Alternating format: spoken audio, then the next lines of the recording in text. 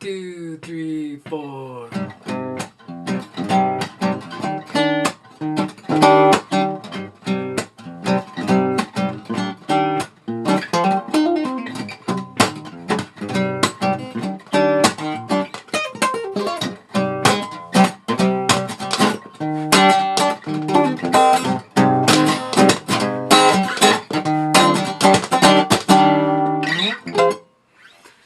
Hope you got that. Just kidding. I hate videos that rip through the song and don't show you anything. So Clarity, acoustic version. We're looking at 2 chords. 7th chords. One's a G major 7th. I hit 4 notes in this one. And the second one's a D major 7th. And I kind of hit 3 notes there. They're actually not true major 7th chords because you're missing the 5th. But there's a 7th in there that you can obviously hear. So 4 notes on the lower chord. I use my 3 fingers and thumb. Each one gets its own string. And then on the higher one, I use my thumb and 2 fingers. And you kind of...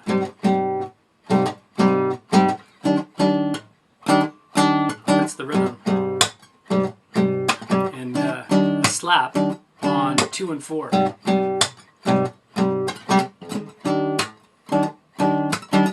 And in between the slaps and the chords, we have a whole bunch of stuff. We have some open notes going between the bars, and we have this, I'll slow that down so you can hear it.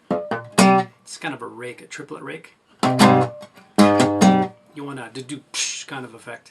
So let's play through the first bar slow and see what's going on.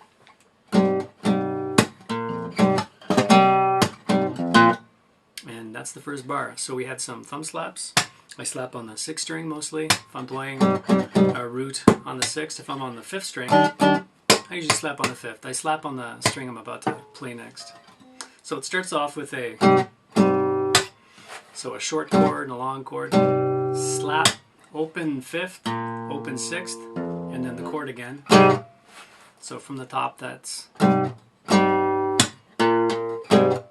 missed the low E there.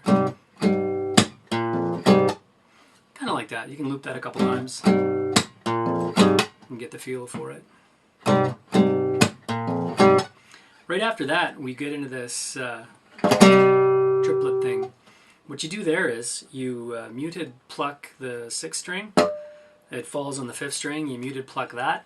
And then with your 3 fingers, you kind of snatch the 5th, 4th, and 3rd strings. Sound the chord there. So you're not actually using your thumb to do that. This is the note, the root note that's accented more on that chord. So from the top, it's like top of the rake. At performance speed, it's this.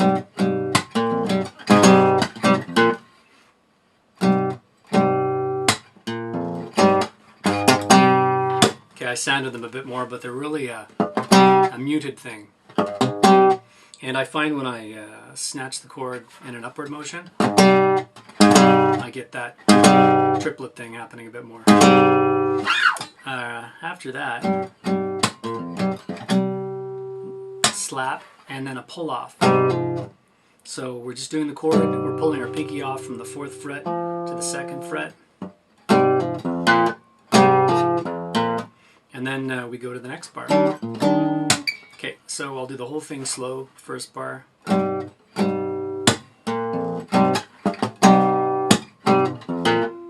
Every bar seems to end with an open string of some sort, either 2 of them in rapid succession, like, or just so to demonstrate. There's that way, and that quick. Then we go into the next chord. So this is the D major 7th,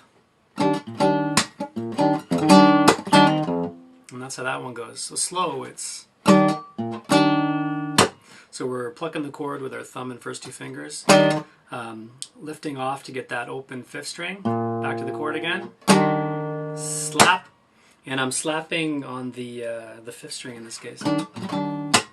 There's a little kind of thing happening. So the note that the pinky's fretting, which is on the 4th string, at the 6th fret, I kind of use my 2nd finger and go alternate between that and the low 5th string, and snatch the chord again. So from the top it's, and And then we have one of those rakes again. It's a bit harder to do the rake here because I'm using my thumb to encroach over the 6th string to mute it, and then doing exactly what I did down here. I should add at this point that if you're having problems with the rakes, you can actually arpeggiate them. You can kind of do a rolling chord, so you can go and pluck the last bit with these 2 fingers. So there's that too. To finish off the 2nd bar, it's that pull-off chord again, and we end with a low E. And that's kind of the 2 phrases. A couple performance notes. Occasionally when he's on the higher one, he'll actually strike the slap, and at the same time he's got his index finger out, and he'll sound this 5th fret at the 5th string note.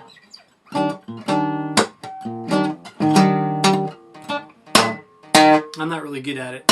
I'm actually taking my index finger and locking it with my thumb and snapping it if I want to get that sound. But he seems to be able to strike and hit, similar to Stop This Train, where he's doing a slap and at the same time a flick of the 1st finger to get those notes. It's very similar to this one.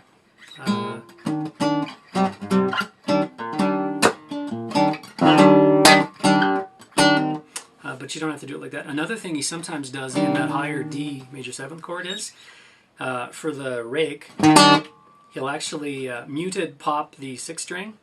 He'll sound the 5th string open and do a hammer-on at the same time that he pulls the last 2 notes of the chord. So I'll demonstrate that slow. It's very subtle, but the hammer-on and the chord snatch is at the same time. And it's probably just a stylistic thing that he's doing automatically, not even thinking about. And you don't have to do it. It's hard to tell the difference between that and this. That does it for the first 2 bars. When he starts singing, he changes up the rhythm a bit.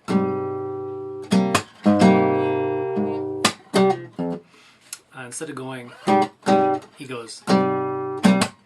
So, subtle difference, but instead of short, long, he goes long, short. And after that rake, I'll throw in this little bass note on the 3rd fret. And then after that, it's pretty much the same as the first bar. So slow, when he starts singing, it's this. And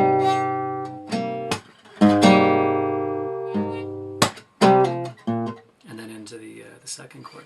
The 2nd chord, sometimes he dispenses with that low A there on the 5th string. Sometimes he'll just go.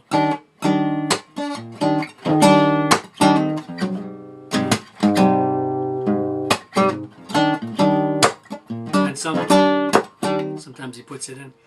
Another thing he does when he's up high, when he's singing, is occasionally he'll slide down into the next phrase. So.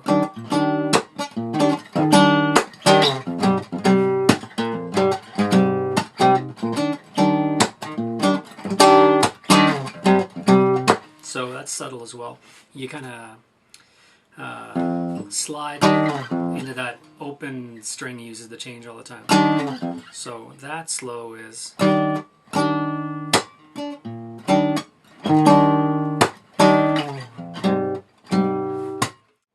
Later on in the verse, he starts doing these woohoos, and he doesn't seem to play this little part I'm going to show you in a sec anymore, but he used to in the old days. And that part is.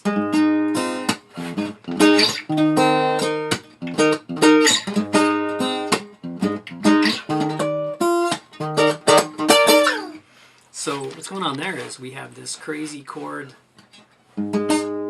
on the 3rd, 5th, 7th fret, and we keep the open B string, that's the 2nd string, for the last little bit, and we're doing this. So there's a little bit of a pickup note on the 4th string, 5th fret. We go to the bass note, and then we pull, we strike kind of every fretted chord. You know, thumb and 2 fingers, and then we follow up with the B, which is an open string. Slap, open, that. Let me just play that at performance speed and see what it is I'm doing. Yeah, that's it. So you can check the tab for that. It's pretty much like that. And then he slides it all up to the 10th fret, same shape, and you get this. Doesn't seem to be a pickup note when he slides it up here. It's pretty much...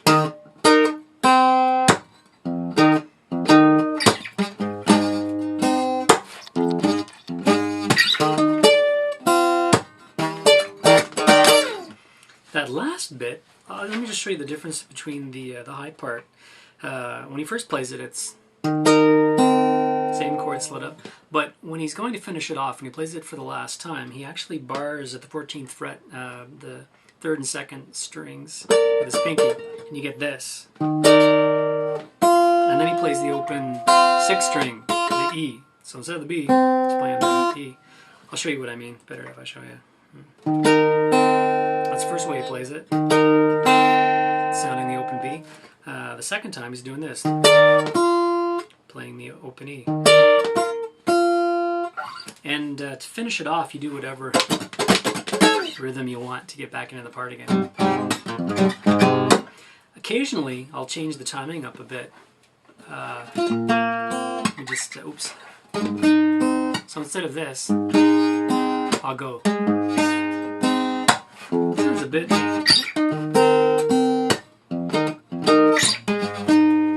It's kind of hanging some extra notes out there. It sounds kind of neat. He doesn't do it, but I started doing it accidentally and liked it. So there's two ways to do the chorus. There's this way.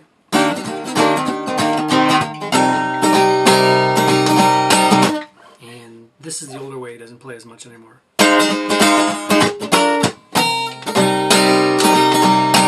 In both cases, the ending bar is the same. And it's just the beginning parts that are different. So let's detail the one I like. You fret with your thumb on the 3rd fret. You bar with your first finger, the 2nd fret, the 3rd string and 2nd string. And you have this hammer-on going, a double hammer-on kind of, from this to this. And the phrasing of the notes is like this.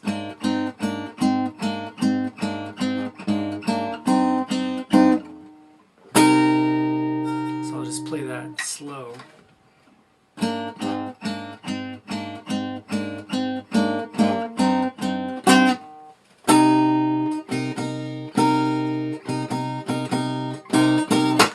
That's pretty much how that goes. But you're strumming it, so let's go over the direction.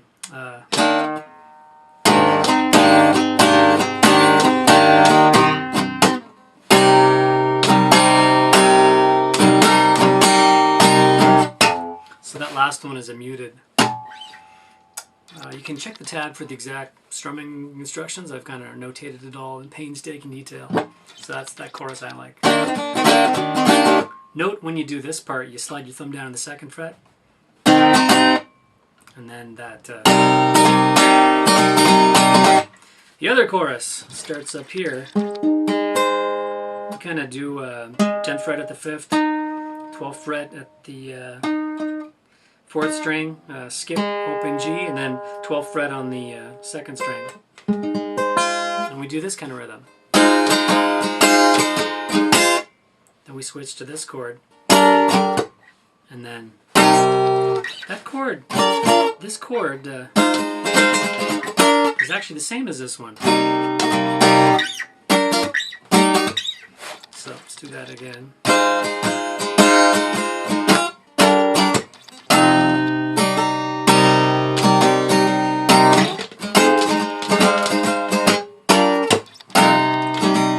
I'm doing some extra up here. I think it's just one. And then the second time he does it, he does a little, adds a little note. He adds this 12th fret 1st string. So, oops.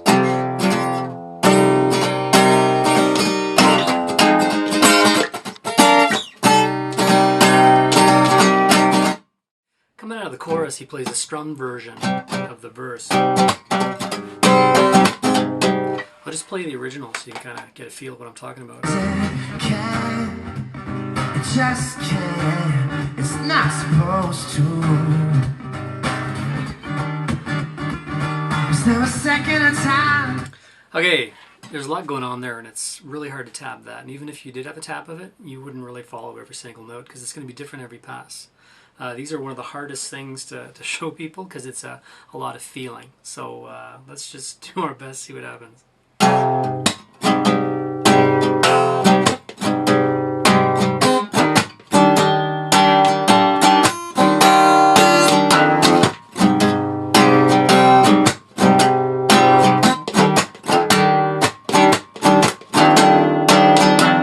So primarily we have our chord being strummed, but at the same time I'm doing a hammer-on thing on the 6th string to the 3rd fret here, open to the 3rd fret.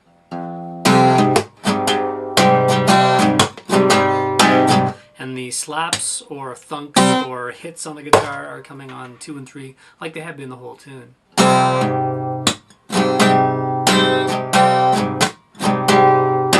Switch up to the other chord. Same thing, we're kind of hammering on from the open 5th string to the 5th fret.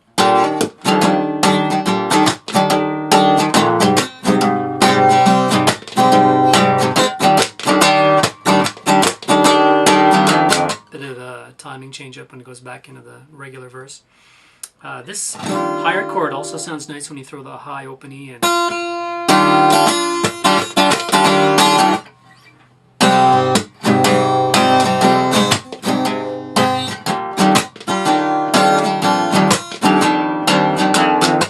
And here we're strumming, muting all the strings we can, and strumming that open E. You can actually strum the open A as well if you mute the 6th with your thumb and everything else, depending on what you're transitioning into. So real slow one more time.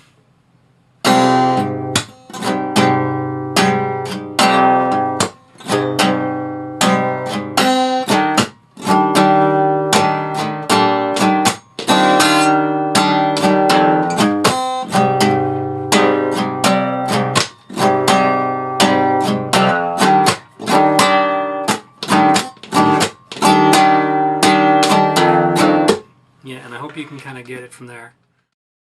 The bridge section features the chord from the opening, just slid all the way up to the 13th fret, and you're going to be chugging away on it, constantly strumming. I guess you got about 16 strums per bar, and the rhythm is kind of like this.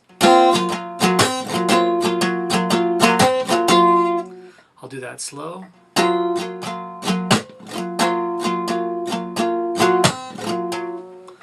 And I'm just going to play you the rhythm on the original track so you can kind of hear a point I'm about to make.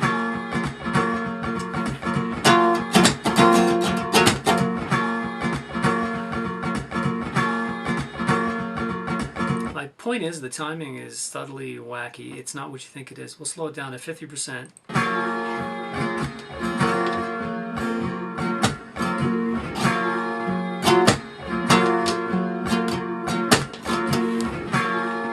And 25%.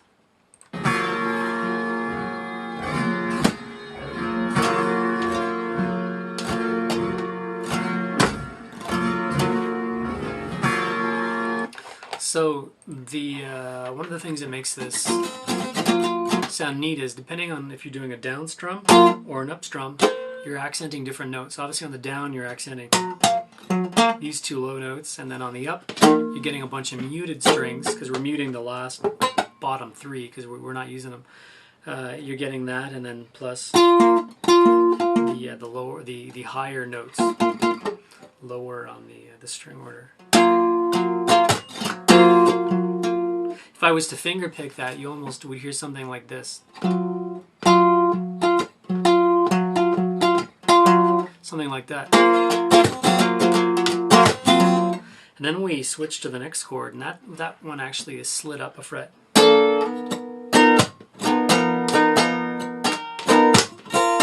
And that actually sounds some high E down there, similar to how we used to do it down here to the D. So from the top.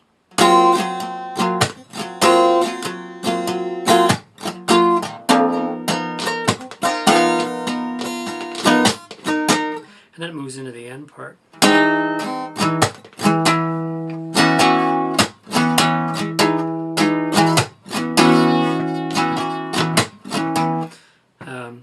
So basically the first 3 chords are all the same shape, just different spots. And then the very last one you end off with, instead of doing, take your pinky and you move it and you put it on the 13th fret of the 5th string, and then you bar all the other notes with your first finger, you get this. And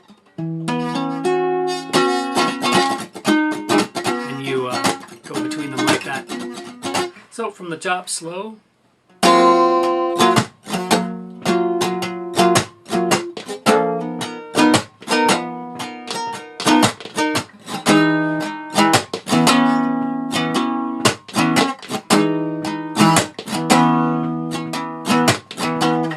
Lather, rinse, repeat. Near the ending of that phrase, he goes, that how about you part, he's on the 9th fret. And he's doing the same thing you do here,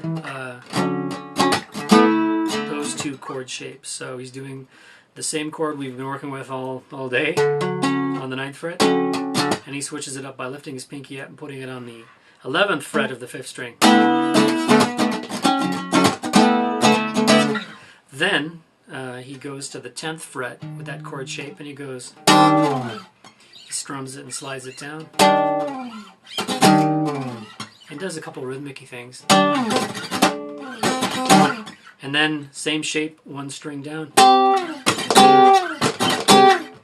And he does different things every time live. They're just triplets sometimes, like that kind of thing. Whatever you want.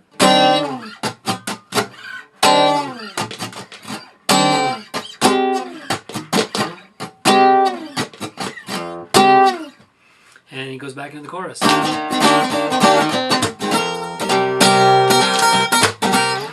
And he does the chorus all the way to the outro of the song, and the very last thing he ends with is that last part of the chorus, but he'll add an F sharp on it. So he'll fret the 2nd fret on the low E. That's about all she wrote. I'm just going to explain the quick bits at the beginning of the video.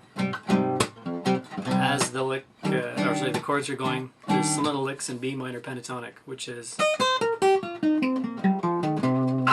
when you get up in the D here, just before you switch back to the G, you have time to do some funky things. So basically, if you play around in the B minor pentatonic, you can do stuff like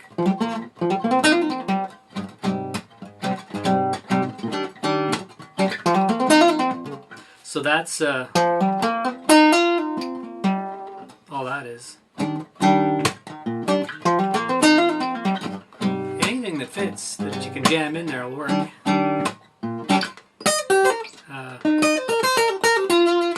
That lick is just you hit the you bar at the 7th fret with your thumb. You hit the 3rd string, and then it's kind of like part of a cascading, like you would get there, like.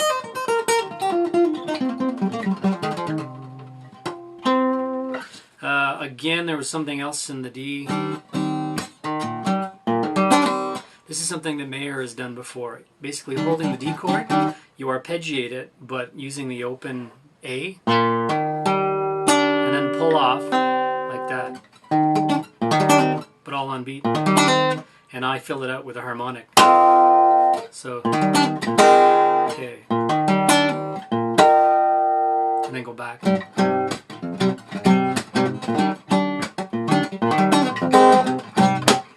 Mayer himself just goes, just adds a couple chords in there as he goes down. I think that's all I do in the beginning. I think there's some strumming.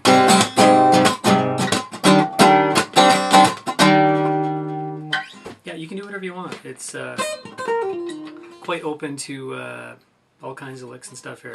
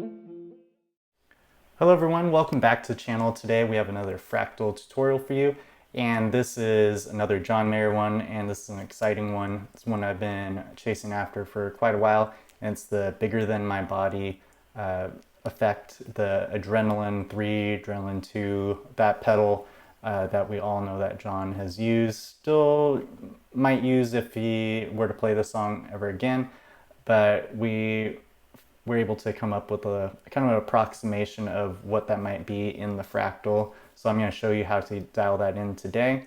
But before that happens, don't forget to do all that YouTube-y stuff to help the channel to grow. And as always, leave a comment in the comment section letting me know how this worked for you, and also if there are any other tones you want to hear. Today we're going to be using, once again, the trusty Michael SX Custom. We're going to stay on the neck pickup for pretty much the whole time. We will give it a try on the neck middle pickup as well, but I'm pretty sure he stays on the neck for this song. This is an effect that it's kind of hard to replicate. There is some secret sauce for sure in the Adrenaline pedal, but I was able to do some research on the Fractal forum and found out that it's more of a flanger than what people think is an arpeggiator. So a flanger with a sequencer in it to kind of give it that kind of that pitch feel, almost an arpeggiator feel, but it's not really going through all the different intervals for an arpeggio, if that makes sense. But let's go and dive in, and I'm just going to show you my whole signal chain, and then we'll get into the good stuff. So here it is. We have a drive, the flanger block, the amp cab, and we're going to forget about the delay for now, and then the reverb. The amp is my kind of go-to for his type of sound, and that's the 2-rock. So I'm going to go ahead and take you through those settings briefly, but here they are. Everything is just in the ideal tab. I didn't touch anything else. And then for the cab, I used 2 cabs. In stereo, the 4x12 Rumble with the EV and a Celestion room mic IR. And something I like to do is do a low cut right away. So right here in the filter section. And then for room level, it's at about 22%. And then for reverb, I really like the South Church reverb. It's modeled after the Precasti reverb. So this is set to normal, around a 2-second decay time, and 16.7% in the mix. So let's go ahead and just play a little bit of that for you.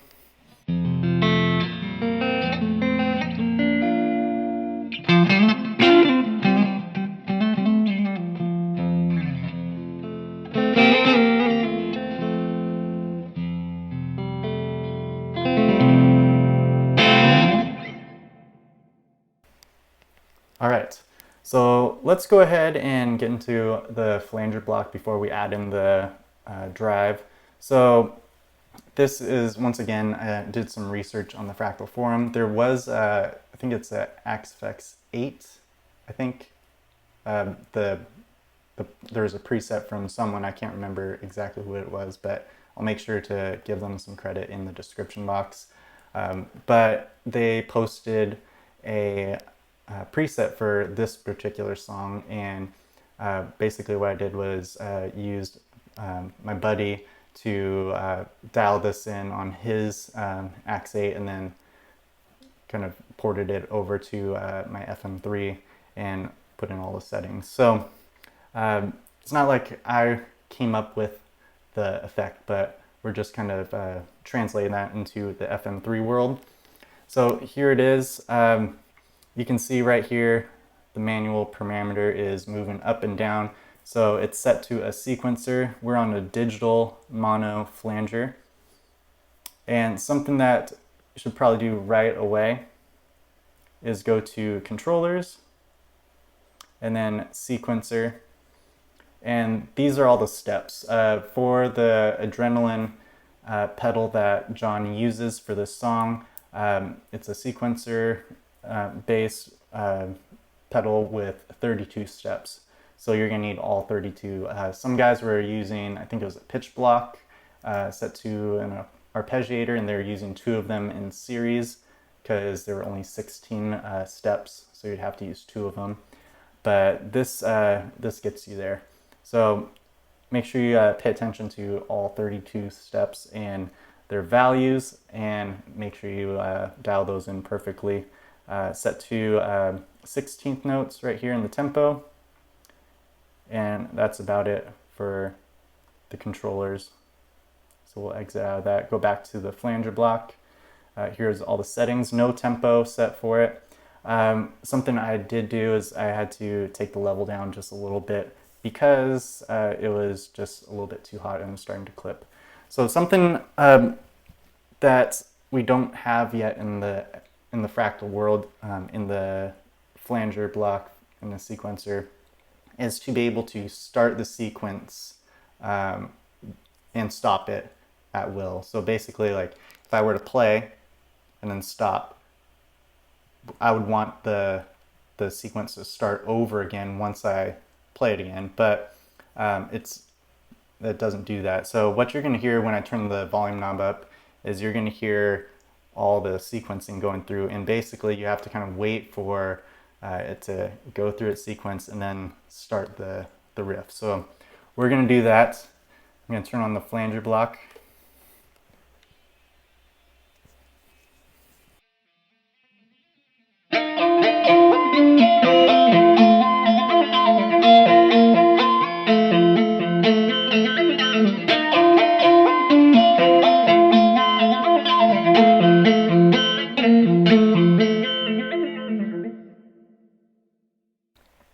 All right, so it's pretty much there. I just like to throw on a little bit of drive to give it that little extra push, make it a little bit more rock style.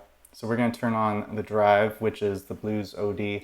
Now, at that time in this Heavier Things era, we're not sure if that's what John used. Probably wasn't, but I just wanted something light to kind of push it a little bit. So I'm going to turn that on and then wait for it to sequence.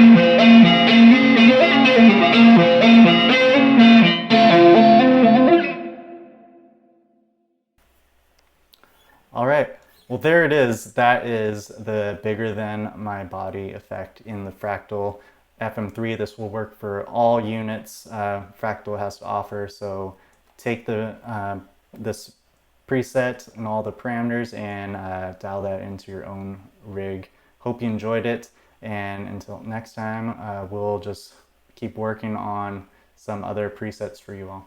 All right, take care. Bye.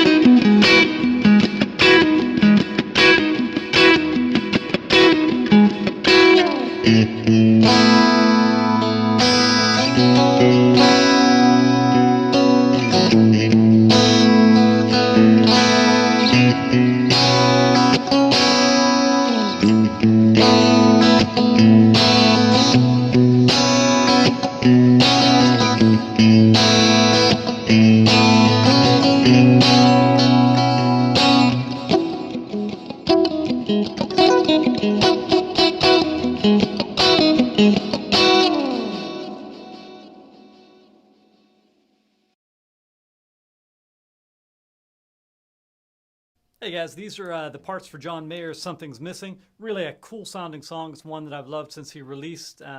I did this way back in the day, and one of the things I didn't realize was that he was in an alternate tuning, and I actually did the song and pulled it off okay in a standard tuning. I didn't relearn it that way, and I think if I remember correctly, it was really a bear to pull off. So anyhow, I wanted to show you what the actual song is and how the actual song goes. It's a lovely song. It's going to start off, the first thing that we should talk through though is tuning. So on the tuning, I've got E, B, E, F sharp, so down a half step, E, B. So E, B, E, F sharp, E, B. And it gets this big wide open sound, which is just great. So he was probably experimenting with that. Sound-wise, I've got a couple things going on. First, I've got a pretty clean sound. I've got my Strat, and I've got it in my in-between position. I'd call it position 4 in between these, the bridge pickup and the middle pickup. It gives me a really squawky sound. For the rehearsal the other night, I actually was using my telly in the middle position, and it sounded pretty cool too. So I guess you can do that, but it's definitely a Strat and really strong Strat sound. I have a really strong compressor on. So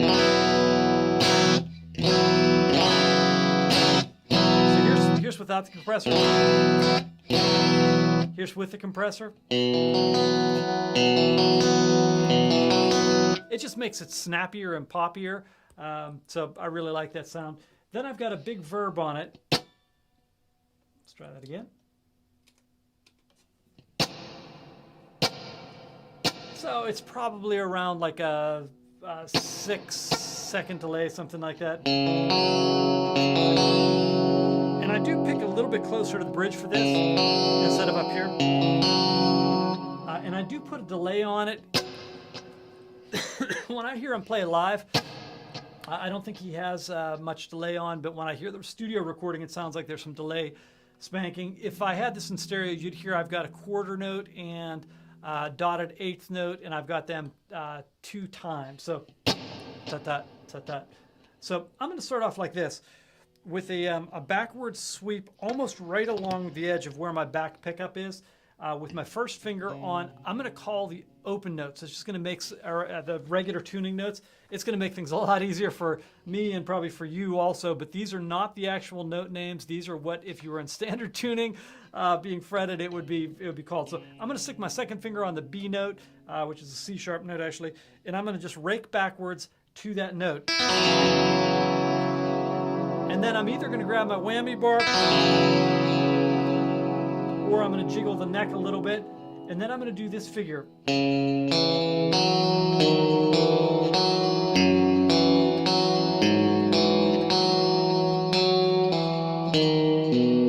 So, 2nd fret, 3rd fret, 4th fret, 2nd fret, 4th fret.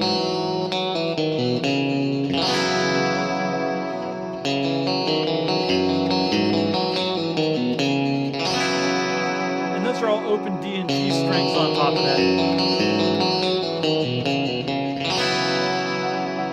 And when I do this, I'm sort of going back towards the bridge a little bit. So now I'm fretted on the 2nd fret on the A string, 2nd fret on the G string.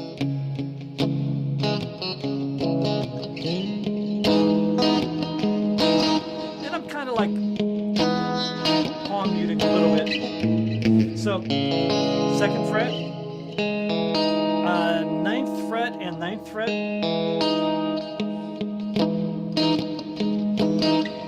5th fret, 5th fret, 5th fret.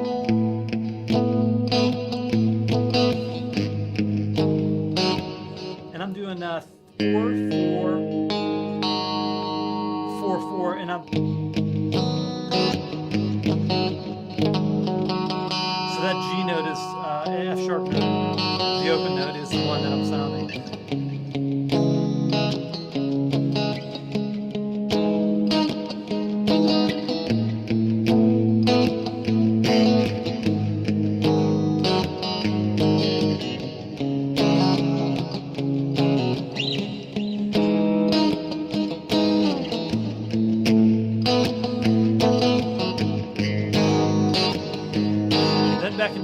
16th figure.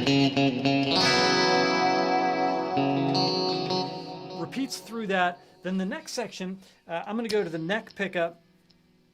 And I'm not positive on this figure. I watched him do it live. It was a little bit different than what he did on the recording, it sounded like. It sounds like he's just sort of vibing things, but these are going to be your basic notes that'll get you really close. So I'm going to do 12, 12, 12 with my fourth finger, and I'm going to do 12, 11, 12, 9. But I'm going to get this like...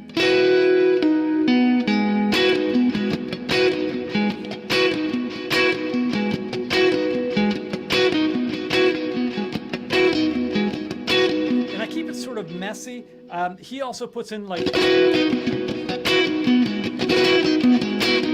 so it's like,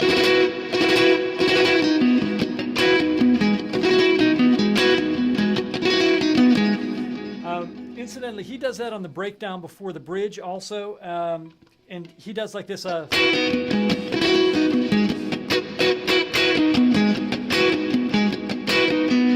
it's like, he also does a lot of times, this is a very Mayer-esque type of thing, like if I'm doing this, he'll do like the sweep upwards.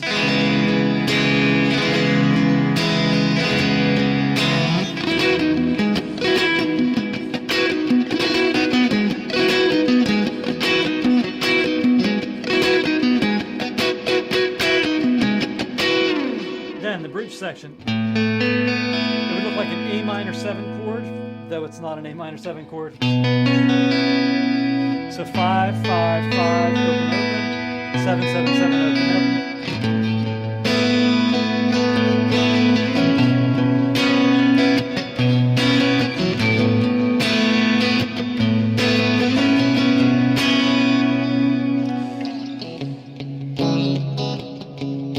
Then back into this sort of vibe. Live, he does some different stuff. It seems like he's improvising on stuff. You can go up here and get like some 9, 10, 11, and then 9, or 9, 10, 12, 9, 11, 12.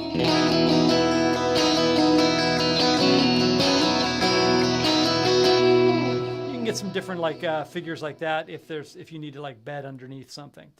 All right, well, hopefully that helps to get you at least a start on Something's Missing. It's got some of the main parts on there.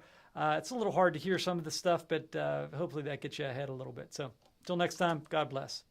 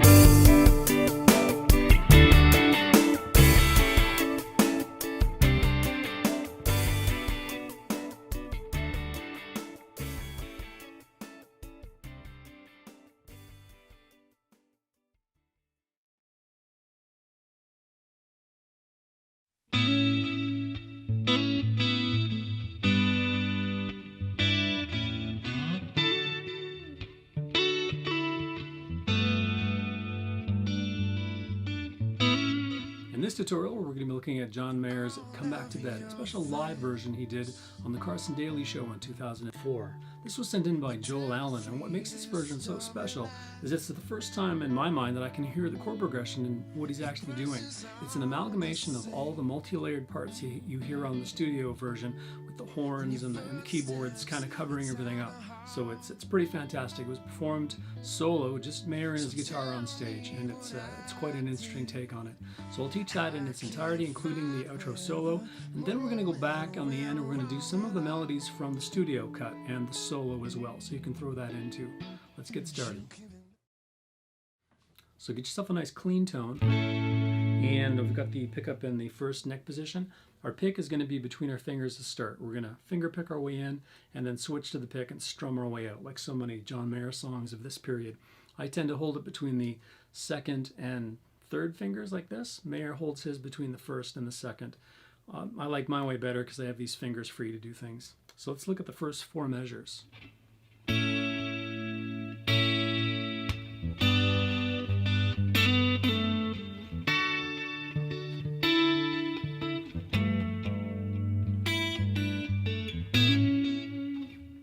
So that was an A major, into a G major, up to the 10th fret for a D major, and then we have this F flat 5 with a G in the bass. And then starting the whole thing over again. So that chord that we're using is kind of altered a bit, and it allows us to do this neat thing with the third finger, where we're lifting off the third finger to do this neat little hammer-on pull-off lick, 2 notes at a time. So let me show you that fingering. So instead of the typical broom handle grip, where we're doing our thumb on the E5, first finger on B5, second finger on G6, third finger on D7, that's the one everyone knows. We're going to do this. I'll give you the fingering.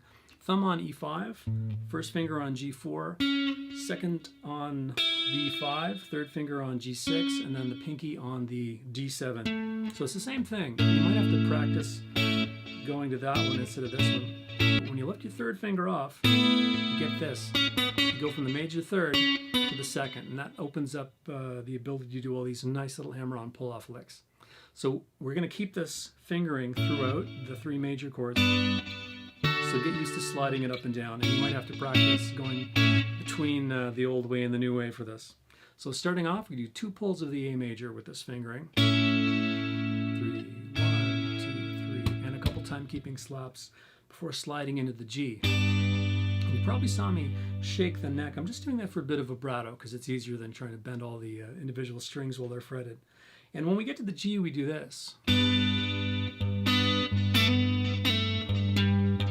That's the first of those little hammer-on licks. So we do the whole chord pretty much. On the tab, I believe we're just doing the 6th string and the 2 middle strings.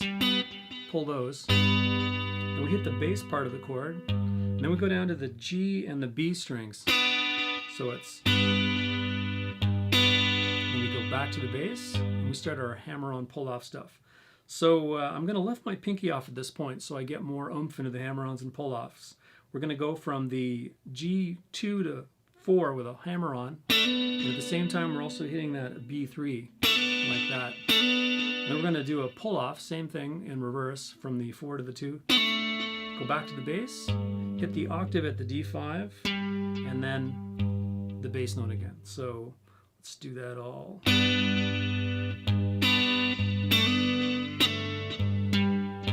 the reason I'm lifting my pinky off when I do that chord is try doing the hammer on when you got your pinky down. You just don't have the power to do it, or at least I don't. So I like to lift it off to do that part there. So there's a lot of low-high kind of stuff happening here. One more time.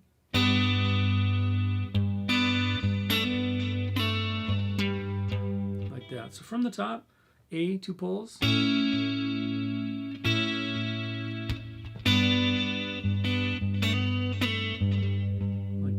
Slide that whole thing up to the 10th fret. So our fingering there is we've got our thumb on E10, first finger on G9, we have our second on B10, we've got our third finger on G11, pinky on D12. same thing. And we do this. Like that.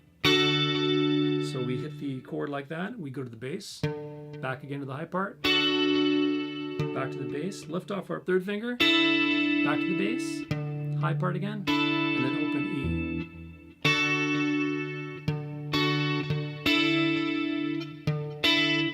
And the reason the open E is there at the end is because we're often transitioning with that open E everywhere as we lift off our fingers to do another chord. It's a long time Mayer thing. Let's do this from the top with what we've learned so far. A major. And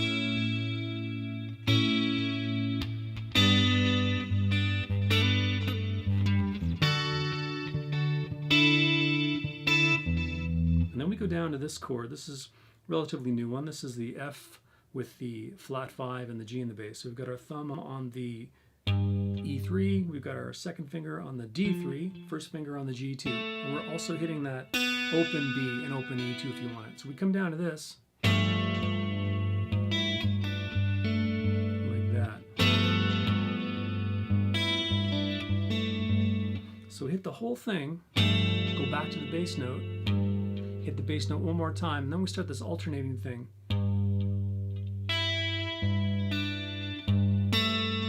So low, high, low, high, low, high. So low, open E, low, third fret of the B, which is a new thing we're going to fret, low, and then the already fingered G2 back to the low G. So one more time slow.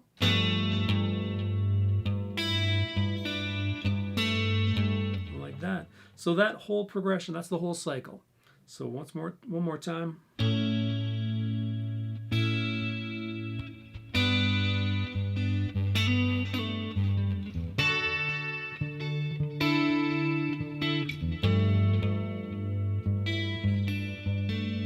And then we start over again. I want to say at this time that I never expect anyone to memorize all these tiny little variations. They're just information at this point to help you make this tune your own when you go to play it yourself. John Mayer never plays anything the same way twice. It's one of the things I like about him. It's also one of the things I don't like about him because it makes my tutorials 45 minutes to an hour long.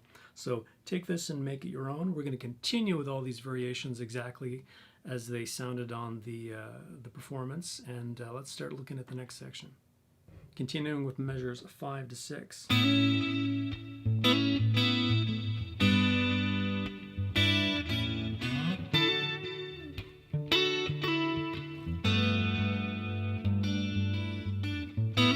little bit of the next measure in there because they're always kind of running into each other. So that measure 5, we kind of hammer on into that A, like that. So we've got our first finger on the G4, we've got our second finger on the B5, thumb on the low E5. We're hitting that like that, and then hammering on with our third finger onto the G6 to start it off. Then we're doing that low-high stuff, low, and then hammer on, low, and then just the unhammer on version of the two-note dyad there. We have our G4 and B5. Back to the bass, and then we hit the pinky on the D7, like that. One more time. And then end off with the low, or we can do an open E in transition before going back down to the G now. This is different.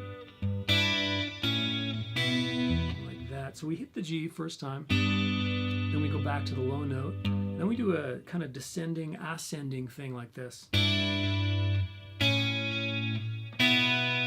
What we're doing is we're doing, so 3 on the low E, open A, and then second on the A. At the same time, we're going third fret of the B and the high E open, and then the second fret of the B, high E open, and then the 2 bottom strings open at the same time.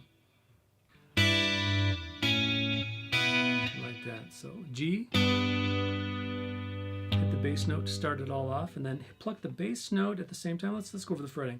Thumb is on the E3, second finger is on the B3, and we've got our third finger on the open E like that. So we're hitting like that. Pluck that. And then we're gonna lift off. We're gonna go thumb on the open A, and we've got our first finger on the second fret of the B, and we're also gonna hit the open E at the end. Like that. That's the second one. And then the last one is just taking our second finger on the A2, and then we've got our second and third fingers poised on the open strings to hit those like that.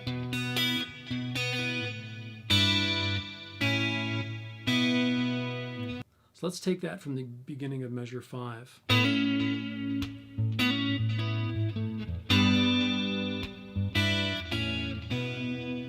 And then we're back up here. So we're doing the hammer-on at the D shape, bass, another hammer-on, bass, pull-off, bass, and then we got our pinky on the D12, and then open back to that F flat 5 with the G in the bass. It's a bit different now. We do the opening bit. We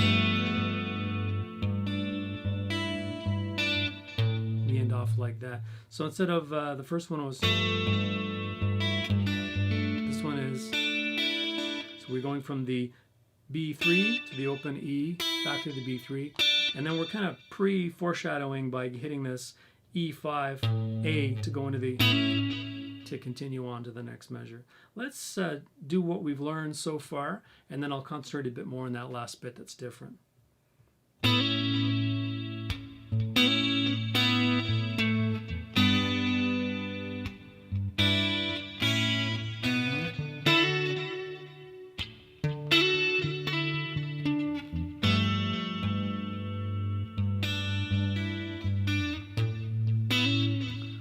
So that last bit with the F flat 5 G. We started off the same way we did before, but the low high part is different. Low B3, low open high E, low B3. And we let these ring out. They sound nice when you let them ring out.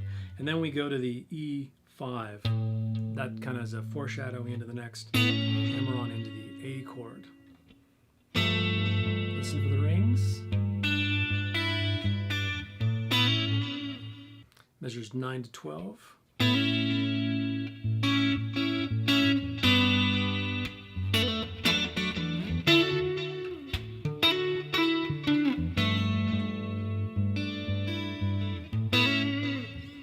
So the A part is pretty easy. We're going to hammer on into it, and then we're just going to keep those hammer on two strings here. We have the G6 and B5. We're just going to alternate like that. So hammer on into it with the bass note at the E5, and then low, high, open, and then to the G chord, we do this.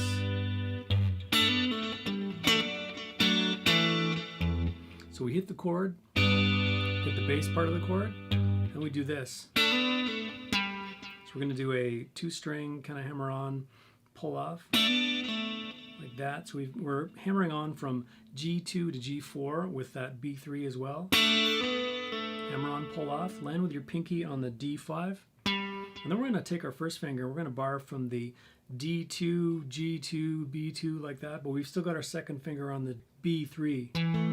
So this is what we're fretting. And we're going to hammer on from the D2 to 4 like that. And we're going to pluck that when it's fretted down. And then we're going to lift off our third finger. So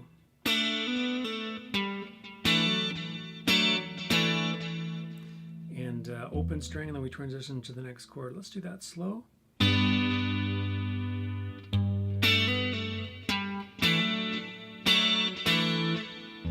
And then we're going to the D.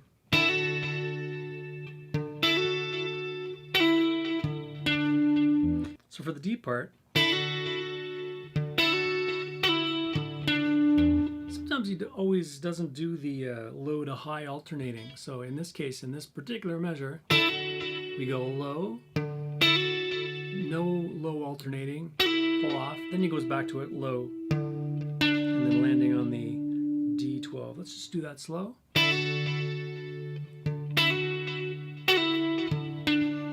So it might not be apparent, but he skipped a low pedal there. Instead of consonant notes back and forth, he skips them sometimes. So we've got the open E for the transition, back to this thing again.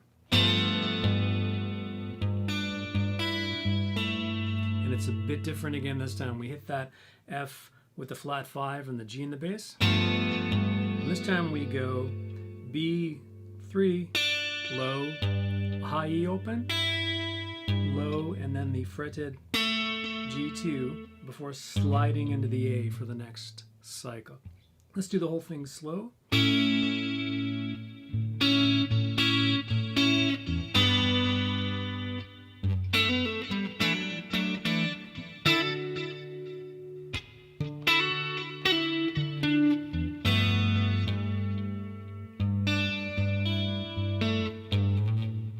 Measures 13 to 17 are where things really start to get fun.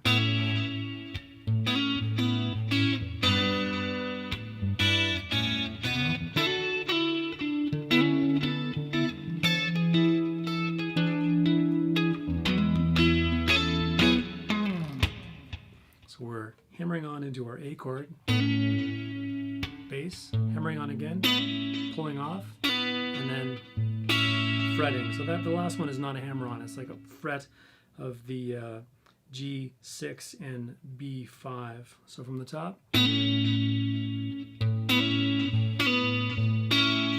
then in the G part, same as before, the descending A ascending thing.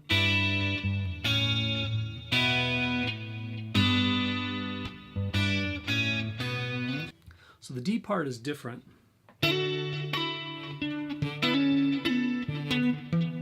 We end off that part with our thumb on the E12, low E12. Try not to make it sharp.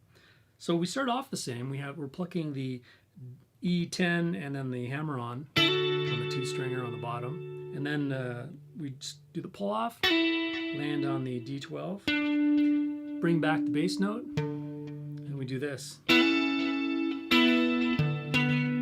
So there we're barring with our first finger on the D9 all the way down. We're going to do a hammer on. And at the same time, we still got our second finger on the B10.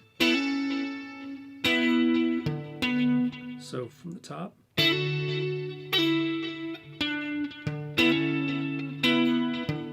So after that hammer on from the D9 to the D11, we're just going to pluck the 2 middle strings at the 9th fret, back to the bass note, back to the D9.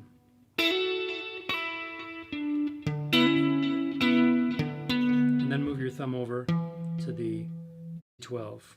It's a bit fiddly, so let's do that one more time slow.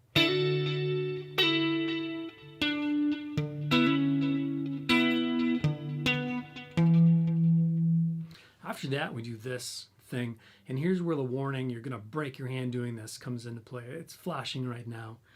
You're gonna hurt yourself doing this. And he goes into this. What the hell is that? That took me an hour to figure out, but it's stupendous.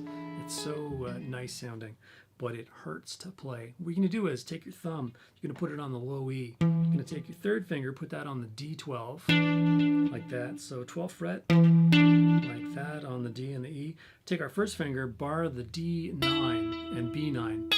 2nd finger is gonna go on the B10. And that allows us to play this chord. And if we left off our 2nd finger, we get that. And the melody is like that. So we start off by hitting the 2 outside strings. We have our B10 and our E12. That's the bass note and high note together. Then this is all high notes. Lift off, and we're gonna hit that B9 and G9.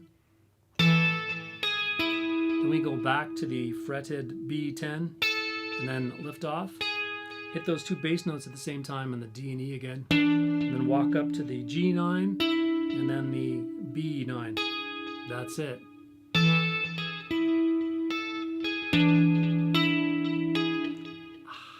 Kills. The man has monkey thumbs, man. What can we say? So you want to play that chord for the shortest amount of time possible. Let's play the D and that thing, whatever it was, after the feeling returns to my hand.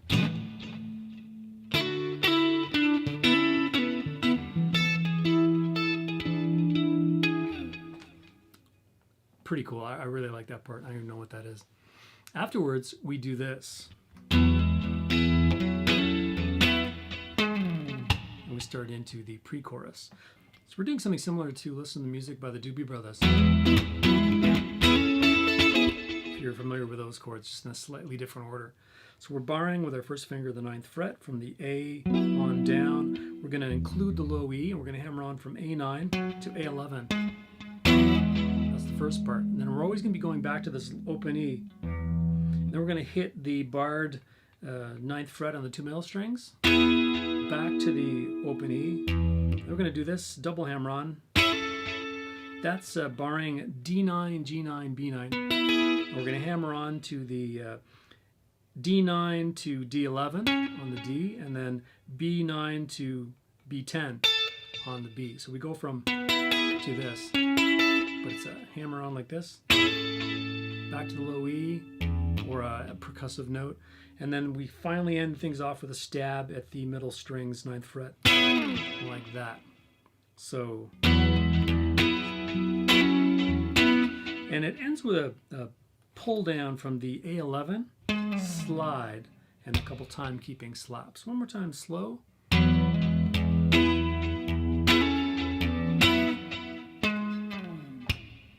And after this, we're into the pre-chorus. Measures 18 to 23 are the pre-chorus, the first 4 bars of which sound like this.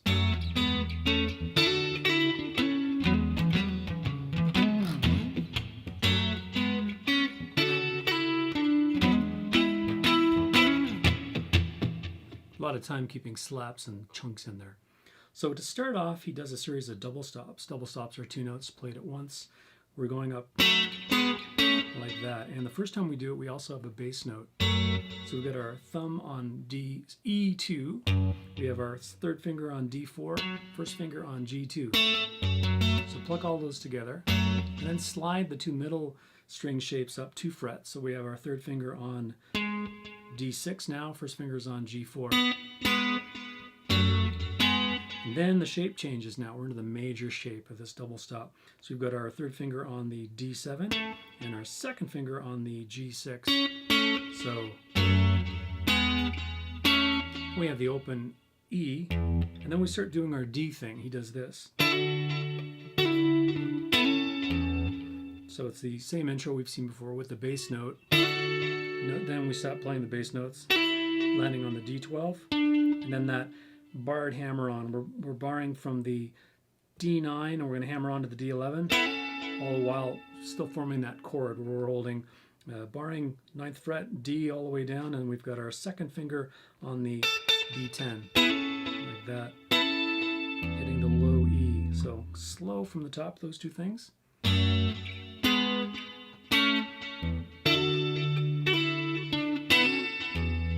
just want to get that hammer on again.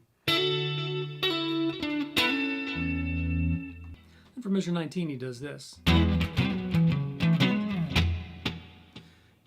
What we're doing is the listen to the music hammer-on chord. We're going from A9 to A11 with the 9th fret being fretted underneath and the open E, like that. So we do one of those, then we do this.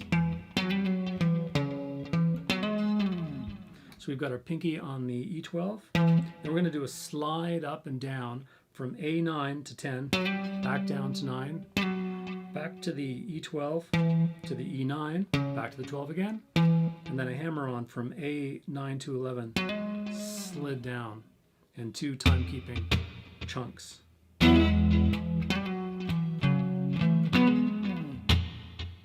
I use my thumb or my first finger, usually the first finger just downstrokes like that.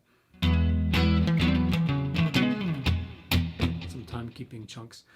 Then we'll repeat the double stops coming up. More traditional. And then this. So just more strumming with that hammer-on chord from A9 to 11. Low note. Alternating and finishing with a hammer-on from D9 to D11. This time there's like 4 down, up to end that off. So let's do the whole thing slow, the pre-chorus.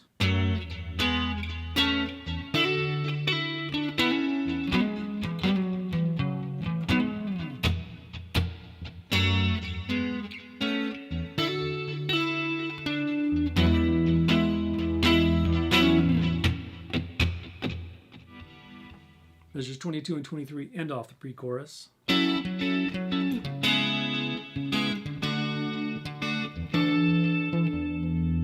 we're starting off here at the 9th fret with a F sharp minor 7th. So our first finger is barring the A9 all the way down. Third finger on D11. We have our bar on G9, and then second finger on the B10. So we're plucking the whole chord to start off, and then the bass note of it, and then the high part, bass note, high part, let that hang, and then very quickly you slide down to the 4th fret of the A string for an C sharp minor 7th. So then you slide up into a D. That's just first finger on the A5, and then our third finger is barring D7, G7, B7. We're going to do the same thing, whole chord, bass part, and the high part. And then we move into this open string to transition into this D chord with an E in the bass. So the fingering for that is thumb on E12 again, muting the A, and I have our third finger is on the D12, second finger is on the G11, first finger is on the B10. Then when we get there, the rhythm is that. So let's do the whole thing slow. One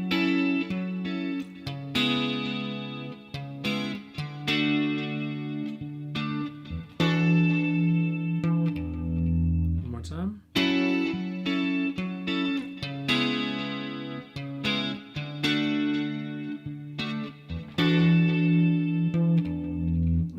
Chorus, and we're switching to our pick at this point. Measures 24 to 31 are the chorus, and he's got his pick now, so grab that and get ready for some strumming. We're going, it sounds like this. Let's just go through it first.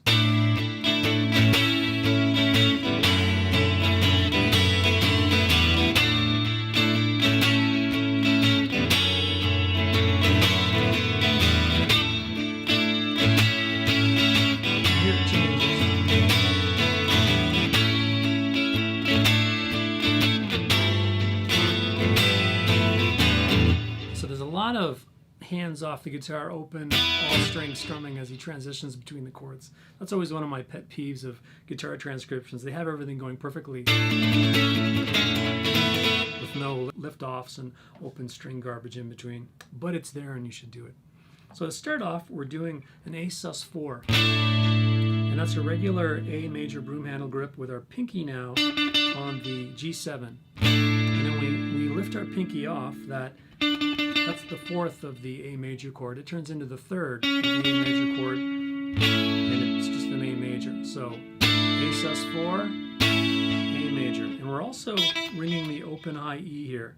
So we have got our thumb on E5, muting the A, third finger on D7, G6 is next, B5, and then open high E. So 2 notes sounding the same. So it really rings out. There's an open string upstroke as he changes to this chord here. I don't even know what that one's called. It's a D something with an F sharp on the bass. Let's leave it at that. So we've got our thumb on E2, muting the A, open D string. We have our second finger on the G2, third finger on the B2, open E. And then we're lifting off our third finger to get that open B now. So it's before it was. So we're lifting off our third finger to make that B2 into an open B. And when he transitions from that chord, he actually does 2 down ups on open strings before starting back with that A sus4.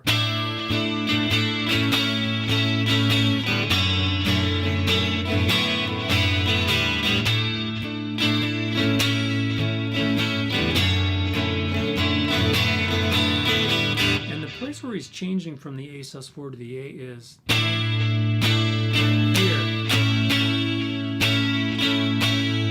And a little comment on John's strumming technique, full chord stuff.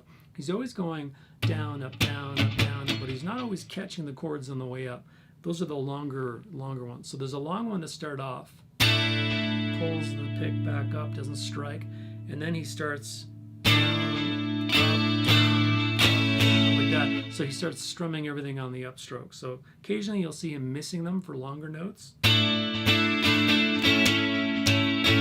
you can't help but have your arm going down, up, down, up, down, up. So it's resetting for each of those strums. So a good way to think of the strumming pattern is 1, 1, 2, 3, 4, 1, 1, 2, 3, 4. Where the ones, you're actually skipping over the strings on the upstroke, and then in the 1, 2, 3, 4s, you're actually going down, up, down, up, down, up, and hitting the strings each time. So 1, 1, 2, 3, 4, 1, 1, 2, 3, 4.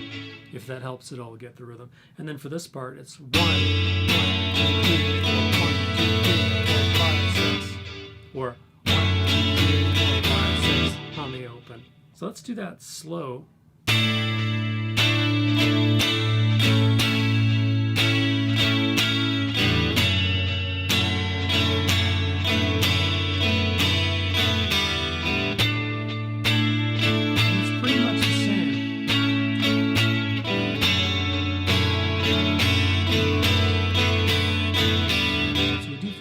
But on the very last one, things change up. He actually starts off with the A major instead of the sus4. So instead of this, he does this. So just reverse it for the last one, and then instead of going to that F sharp chord, he does that F with the flat 5, with the G in the bass that we've seen before. And he just strums away on that.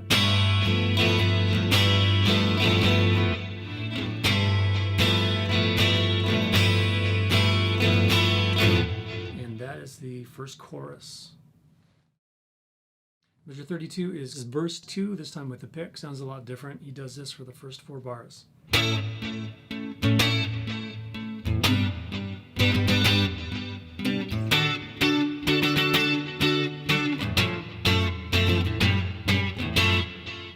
When I first heard him play it, I thought he was doing some kind of delay pedal thing.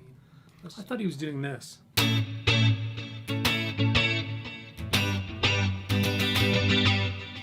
Because his hand wasn't moving. The right hand was just staying up there in the air, not doing anything. So let's fix our delay so we don't have to deal with that.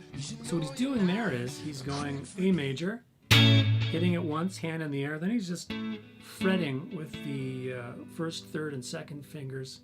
First, second, and third fingers. That triad there from the D7, G6 to B5. So strum, and then do 2 of these. And then down to the G, same thing. So we strike the G once, 2 presses, and then he does some quick 1, 2, 3. And then up to the D, 2 presses on the D. And that's got a 3 rush thing, so it's... And then we can strum out. Then we go down to that F with the flat 5 and the G in the bass. So we do that chord like we've done before. 1, 2, 3. Double there. Then we lift off our first finger to get that open A. And then we go to the low part of the chord, and then we finger the D5 with our pinky. And then hit the whole chord open after that. So it's... So slow.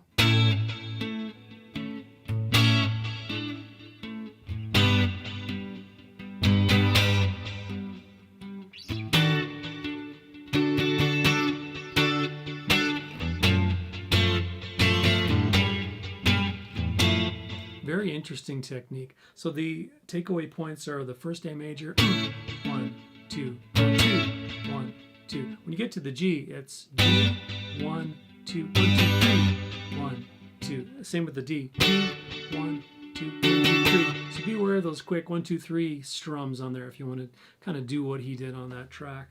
Continuing strumming verse 2, measure 36.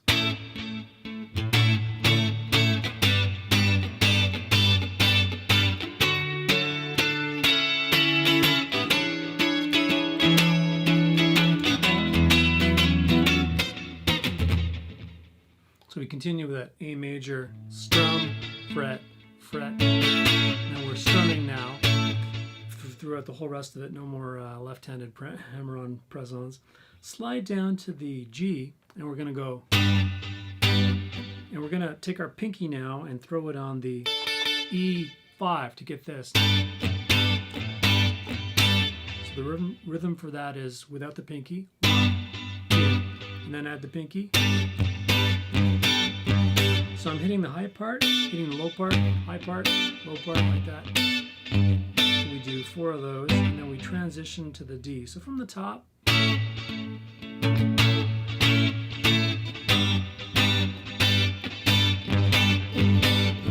we do this up at the D. So we're doing this melody. And we're doing that by doing the same fingering for the hammer-on chord for the D we've always been. So the key note is going to be this G11. Strum everything. We've got the E10, muted A, D string can ring open, and the high E is muted. So then lift off your third finger to get that G9. Take your pinky, put it on the D12, and then your third finger on the D11. And then go. So there's a couple muted bass notes in there, but you can do it any way you want as long as you get that melody. And then we do that crazy chord again. Let me fret it properly. So what we're doing on that chord is we got our thumb on 12, and if you can, actually try and fret that A12 and that D12 and then bar the first finger on the G9 and B9. And it goes long, long. And then we do this.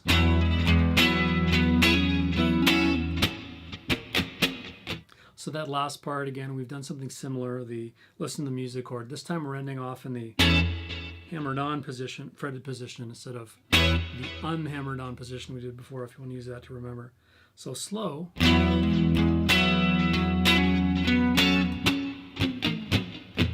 So we're doing that thing we did before. We're hammering on from A9 to 11 with the open E and then some barred 9th fret underneath. Then we're hitting the A9, lifting off, hitting the barred 9th fret at the top and the open E, and then hammering on from D9 to 11, and then lifting off and hitting the 2 middle strings on the 9th fret. And then we're going to do that hammer on shape. We're not going to hammer on, we're just going to fret it, where we're fretting the third finger on the D11, bar on the G9, and then second finger on the B10, ending off like that.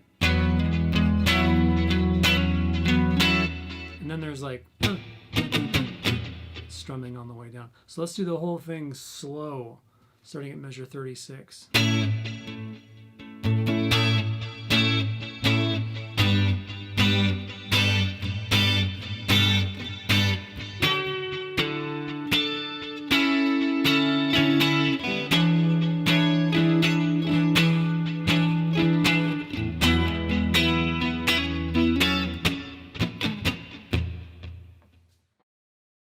Measures 41 to 46 are pre-chorus 2 strummed with the pick. They sound much different. Here we go.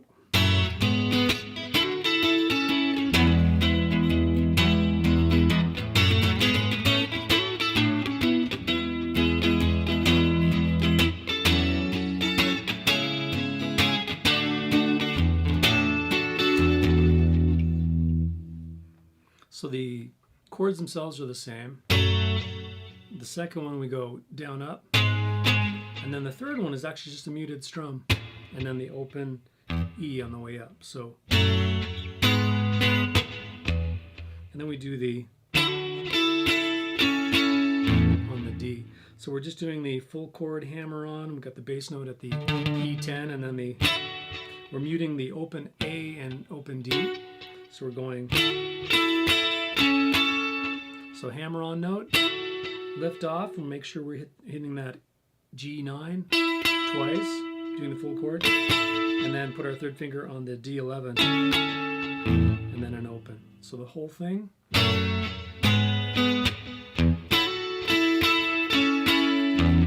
And then we go into this. that's the hammer on from A9 to A11, low E in there. Then we do the whole thing again. This time there's a lot of double strumming coming up here.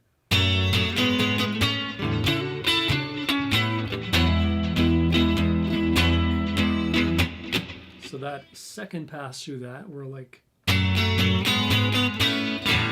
so 1, 2, 3, 1, 2, 3, 1, and then an open. So, and then we do a bit more melodic stuff up here in the D.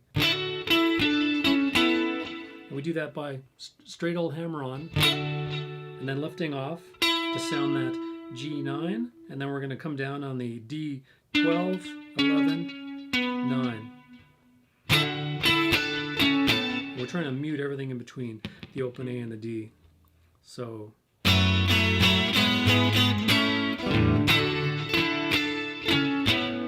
and then that part again, it's exactly the same with the hammer on here. So let's do those first opening bars slow.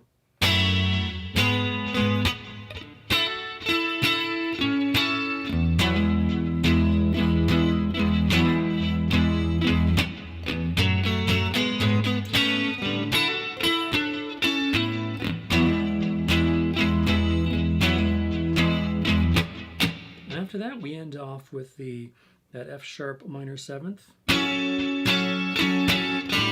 and then the C sharp minor 7th, and it's a lot like a with open strings here. So 1, 2, 3, 4, 5, and then 1, 2, 3, 4, 5, opening up. Then to the D, and the D is more straight. 1, 2, 3, 4, open, and then that D chord with the E in the bass, which is, and then 2 on the open E. So that part's slow.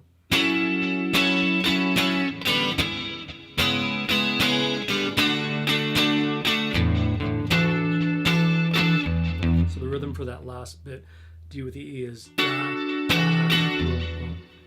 So that part's slow one more time.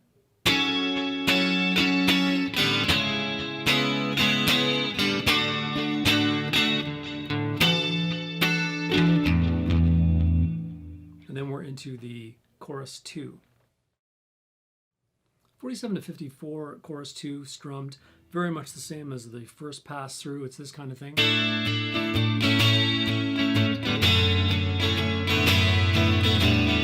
So the only difference is in measure 51, he starts that A instead of the A sus4 thing where he's going.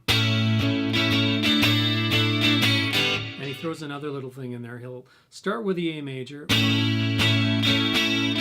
sus4, and then go back to the A major, lifting the pinky off before going into an open upstroke and into the second part. Second part with the D chord, whatchamacallit, with the F sharp in it, is much the same. And then we end everything off in measure 54 with, just let that hang like that. That's how we end it off. And then we're into the solo that uses the loop sampler. Measures 55 and 56 are a 2-chord shuffle that he loops and then solos over. He switched to his fingers, so still your pick, and it sounds like this. So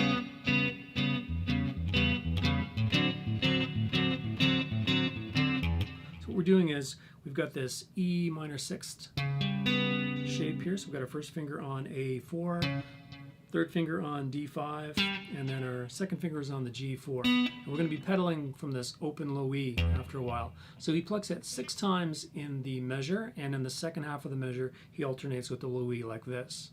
1, 2, 3, 4, 5, 6, and then finally ending off with an open A. So, and there's a bit of muting on that low E so it doesn't ring too much out of control. That. Then the next chord is this. This is a D7, and what we're doing there is we have our second finger on the A5, first on the D4, and then our third finger is on the G5. And we're going to alternate that with an open A, which means we're going to lift off on the chord to hit that in between, and that's alternated throughout the measure like this.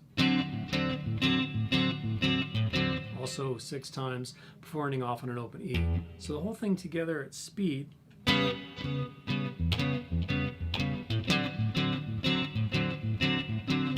And slow.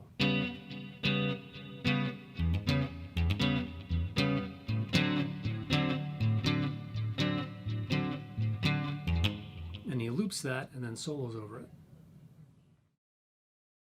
So I've switched my sound up a bit.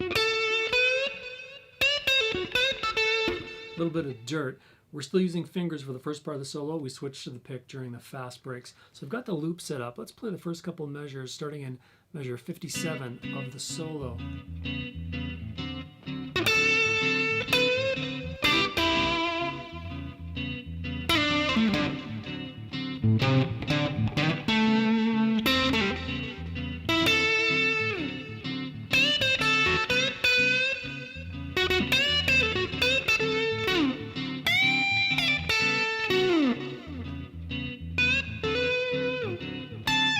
Stop there.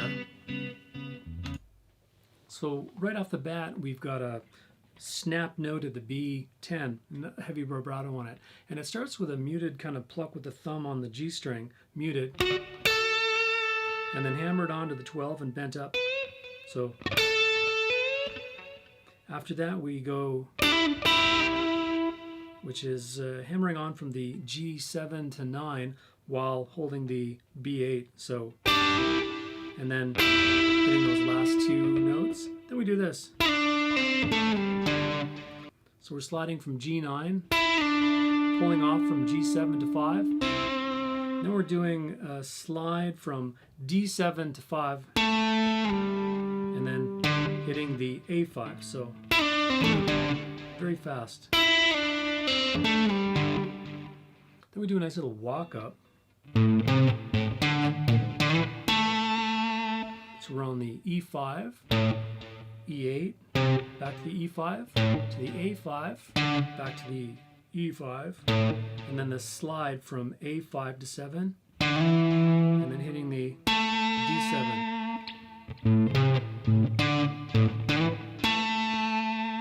And then a quick note and pull off. So we're doing the G5, and then pulling off from D7 to 5, and then landing on the A5.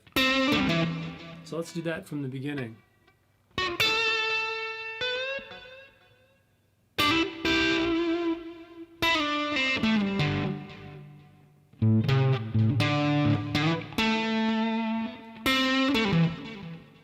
And then we go up here.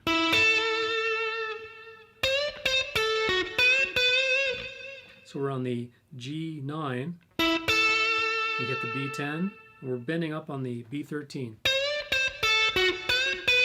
ending with a bend on the 12 up a semitone. Then we do it again. This time we're repeating notes on the G11, finally ending on the G11. Then we do this nice bend on the 12th fret, step and a half, pulling off from the E12 to 10, and then B10, ending off on the G11.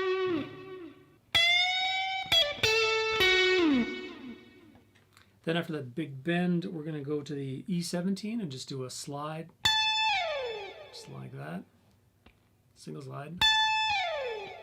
And then in the B12, bend it up a tiny bit, return it to its normal pitch, give it a shake, and then a real aggressive pull off from B12 to B10. And then alternate between the G11 and the B10. Like that. So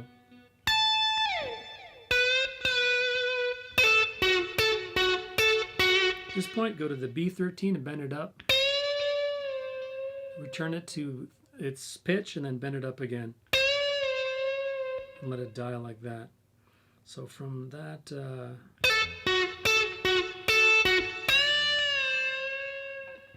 Then we get into some really fast stuff. So switch to your pick, you're going to need it for the speed. He immediately comes back after a small pause with these 2 licks. What we're doing there is, so we're falling off the G11, downstroke onto the B10, hammer on with our 3rd finger on the B13, pushing up just like a tiny bit, and then upstroke on the E10, and then stopping, deadening the note. Very percussive, it's like a blur. And the reason you can repeat it pretty fast is the picking stroke direction. So we're down on the G11, down on the B10. We have a bit of time to do that bend up on the B13 ever so slight to get our pick underneath the bottom string and come up on that E10. That way the pick is in the air, we can insert it on the G string again and start all over. Very neat lick. After that he expands upon it a bit more. He does this. I'll do it slow first.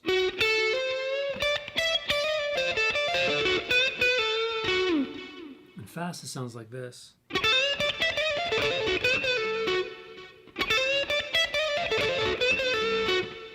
So that is on the G going down to the B10, 13 on the B, bend up ever so slightly. Then we're going to go 10, 12 on the E, and then we're going to do a hammer-on pull-off from E10 to 11. And we're going to go back to B13, and then back to the E10, and then pull off from 13 to 10, back to the G11. Then we do a bend on the B12, return it to the normal pitch, and then pull off to 10 and off an 11.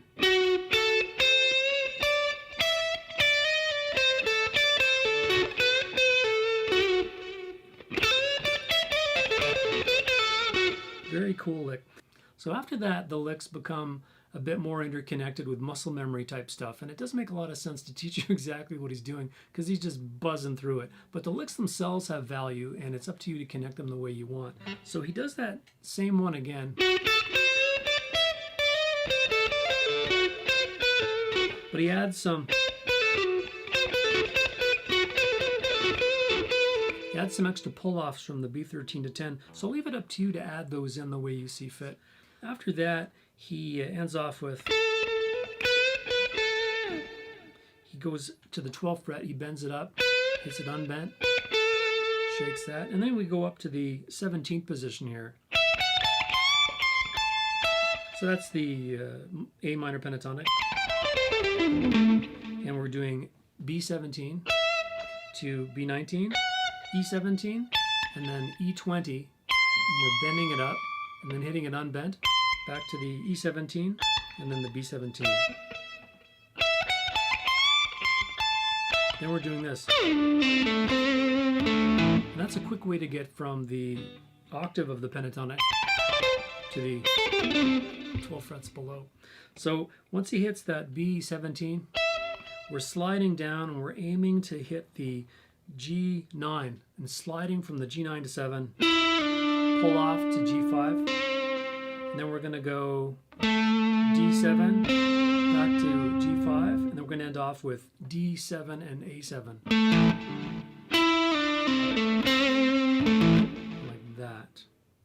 Afterwards, we're going to do, which we've done before, and then a couple slurs, and they're very much just kind of throwaway as fast as you can, mainly involving the G5 and then pulling off from 7-5 on the D, 7-5 on the A. We do a couple of those. They have this nice little section, some nice melodic dirtiness. I'll show you what I mean.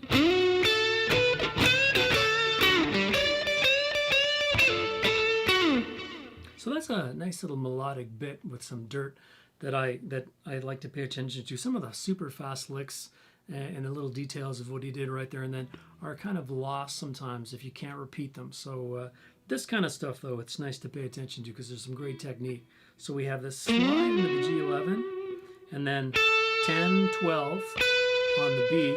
Then we have this upstroke before going into a raked downstroke on the bend on the B, hitting it unbent to the B10 to the 11, and then another upstroke dirt thing, and then a unison bend on the B13 and E10 before pulling off and ending on the G11 again. So slow.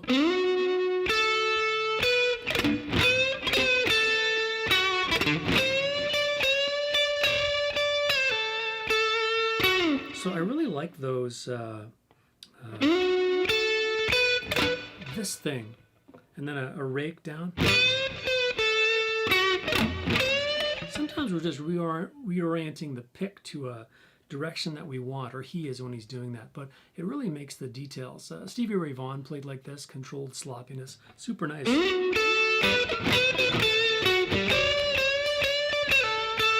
So you can expand on that unison bend.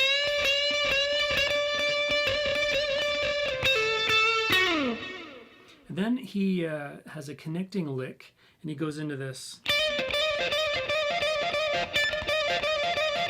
All that is it's a hammer-on the E10 to 11, pull off, back to the 10, and then hitting that 13 on the B and repeating it. You get quite fast with it. And after that, it just dissolves into craziness. I've tabbed what he's doing the way I hear it exactly, but I'm going to show you just the bass licks, so there's a chance that you might be able to work him into your playing. So one of the things he starts doing is, so that's 10, 13, hammer on from 10 to 13, pull off to 10, and hitting the 12. So we're switching to the G12 as the bass. And then you can go into just hammering on from 10 to 11, pulling off to 12. So there's this, to this. And then to end it off, he does this.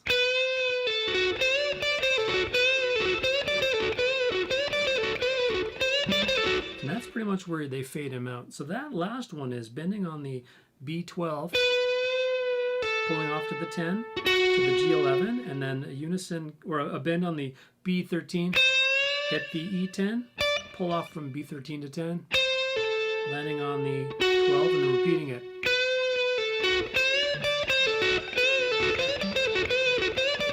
So he's just doing some crazy stuff to end all that out.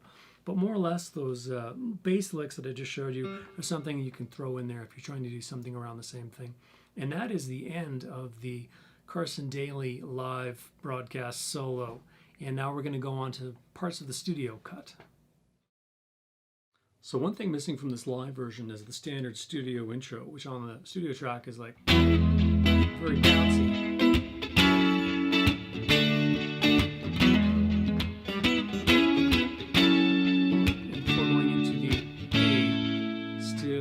The night.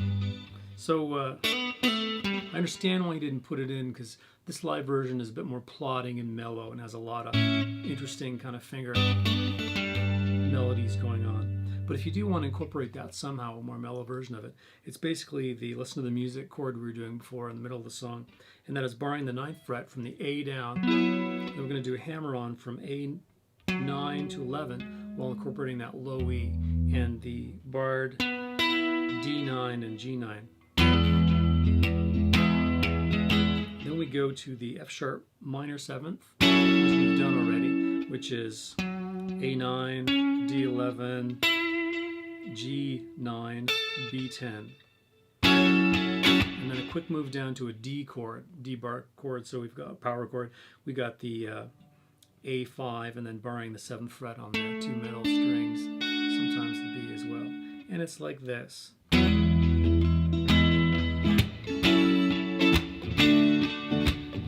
With a couple licks in there. So if you can mellow that out a bit, you can probably throw that on the beginning of your version of this tune. So there it is. So now that we've gone through the live track, we're going to return to the studio track, because there's a couple melodies that are really important to the song that he didn't do in that version that I think should be heard. So starting at measure 82 in the transcription, we're going into some of these melodies we've heard before. These are played with the fingers and a slightly dirty sound.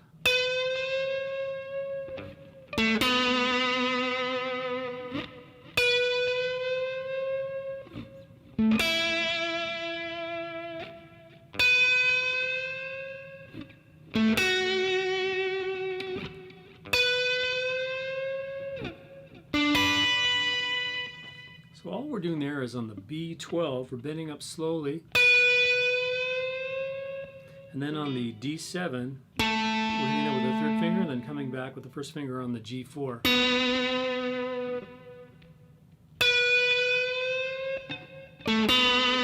Lots of vibrato, playing with our fingers again.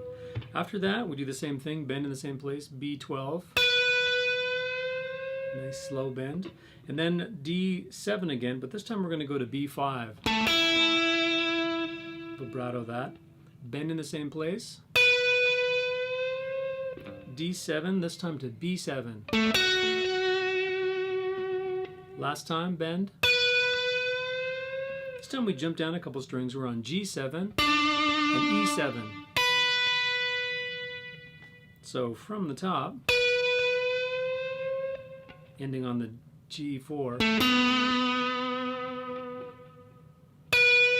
This time's on the B5.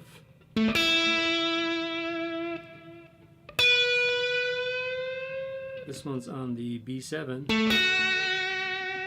And the last one is G7 and B7.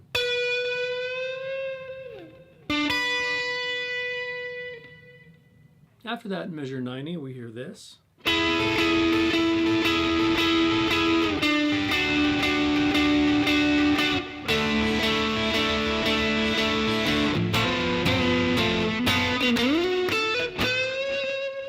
I meant to do this. Very important to get those muted upstrokes in there, so we'll leave that flub in to make a point. So we have this. Bit of a stretch. We've got our third finger on the G9, pinky on the B9, first finger on the E5. And we're alternating between the G and B strings and the high E. I find it easier, and I've switched to my pick at this point because of what's coming up. I find it easier to use the pick for the B and the G strings. And then my second finger will uptick on the high E. So we do 6 of those. 1, 2, 3, 4, 5, 6. Slide down 2 frets. So now the outer edge of our chord is on the 7th and 3rd frets. We do the same thing except we bail on the very last high note. I'll show you.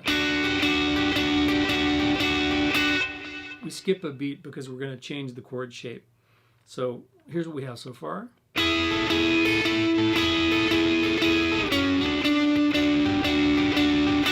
Then we switch to a D sus2. That's open D, second finger on the G2, third finger on the B3, open high E. And we do the same thing, low, high, kind of. And then we don't do the last little high uptick. We kind of leave that last chord a bit longer. And then we do this. That is the G in the bass with the F with the flat 5 chord that we've done before. And in fact, let me just go back really quick. This thing is the A. This part is the G. The D down here, sus. That's the D up here. And then this good old F flat 5 with the G in the bass. So it's just an inversion of those chords. So that last part we go. So we're going to fret that chord like this, and we're going to do a hammer-on as we strum from the G2 to 4. And add some vibrato. And our thumb is also muting this open A. We don't want to hear that. Then we give it some vibrato. Lift off and then hit it again. Then we do a big slide. I use my second finger for this on the G up to the 11th. And then we hit the B10.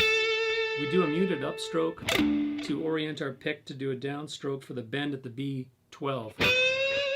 And add lots of vibrato. Actually, that bend is in the coming measure, but for context, we put it in here. So from the top, I'll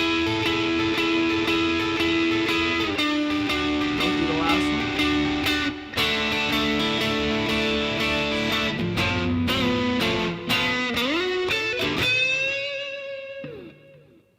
Then halfway through measure 93, we've seen a bit of it already. We do this.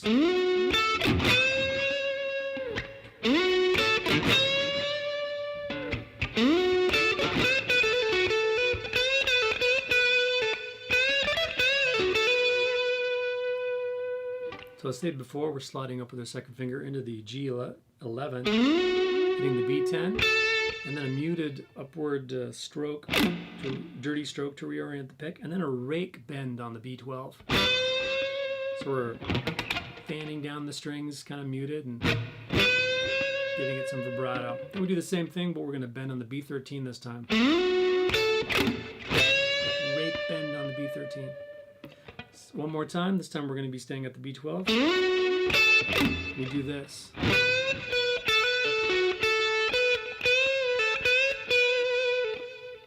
So it's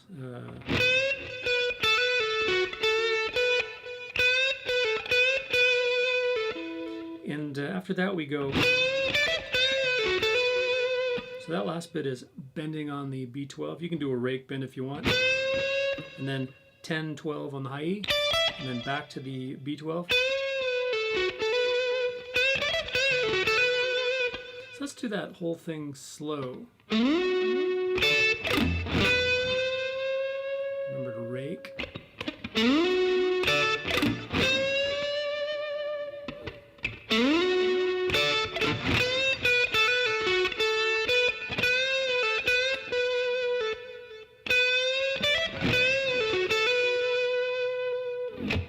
And that's the end of the mid-song solo. After that, there's an outro solo that we'll be taking a look at. Starting at measure 99 is the outro solo. He's singing over this, but there's some really nice lines going on in the background, starting with this one.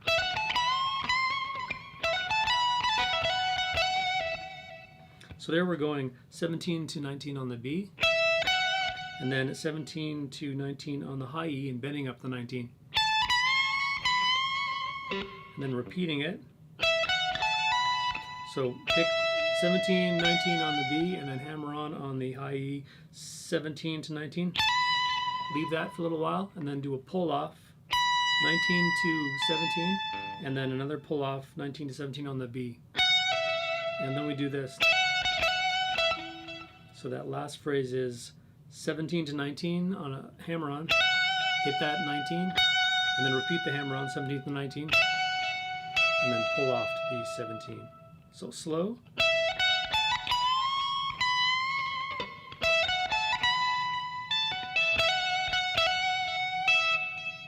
Continuing, we do this.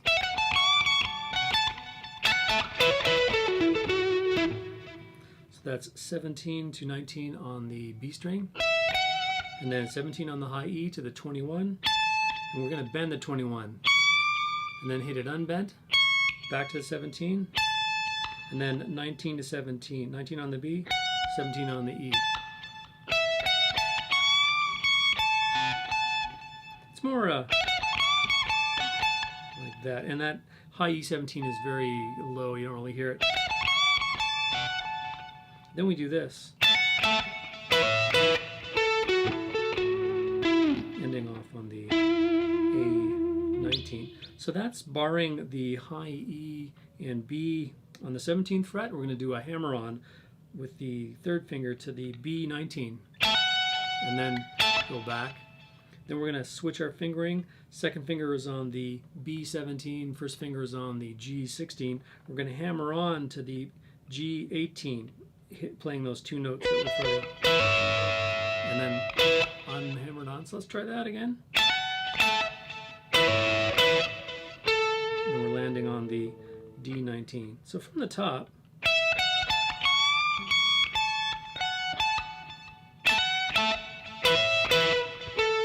then we go, so that is D16, A19, then roll your finger over to the D19, back to the D16, and then ending off with that A19 with some vibrato. So slow from the top.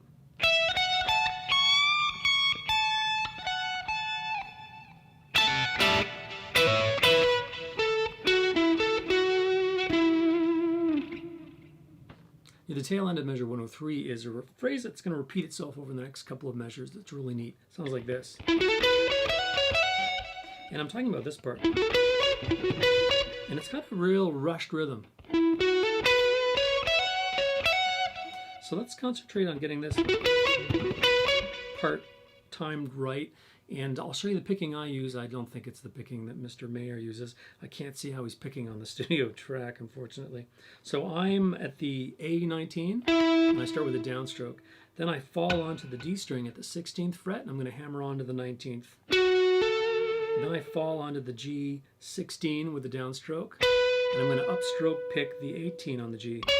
So starting at that A19, 16, hammer on to 19, fall on the 16 on the G, pick the 18 up. So, and the rhythm is very much like that. Da-da-da-da-da. And then we go on the on the B. So 17 to 19, hammer on the B, come back to that G18, and then hammer on 17 to 19 one more time on the B, and give it a shake and hang out there a little bit.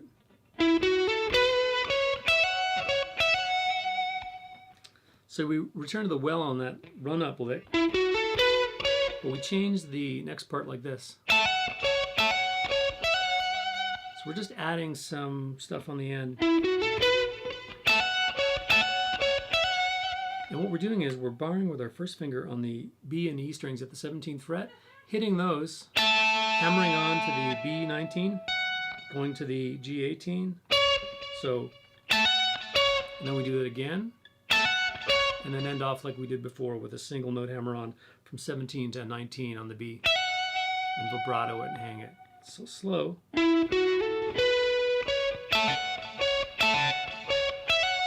So we're basically throwing two of these in there,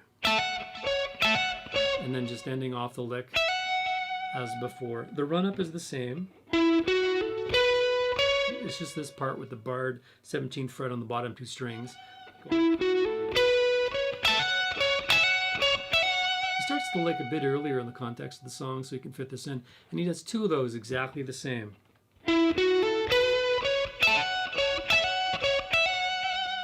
And then for the last one, he will do a rake bend on the B19. So the same run up, and we have a single 17 to 19 on the B to the 18 on the G, and then do a rake on the B19, bend it up again, pull it down, pull off to the B17, move to the B20 and bend that with some vibrato, and then go back to the B19, let it come down on its own, and then we end the song off with a bend on the G16, vibrato, very slow, and then a note on the B17, lots of vibrato, and we finally end it off on the high E17, give that a vibrato, and the song is done. Let's do that last part slow.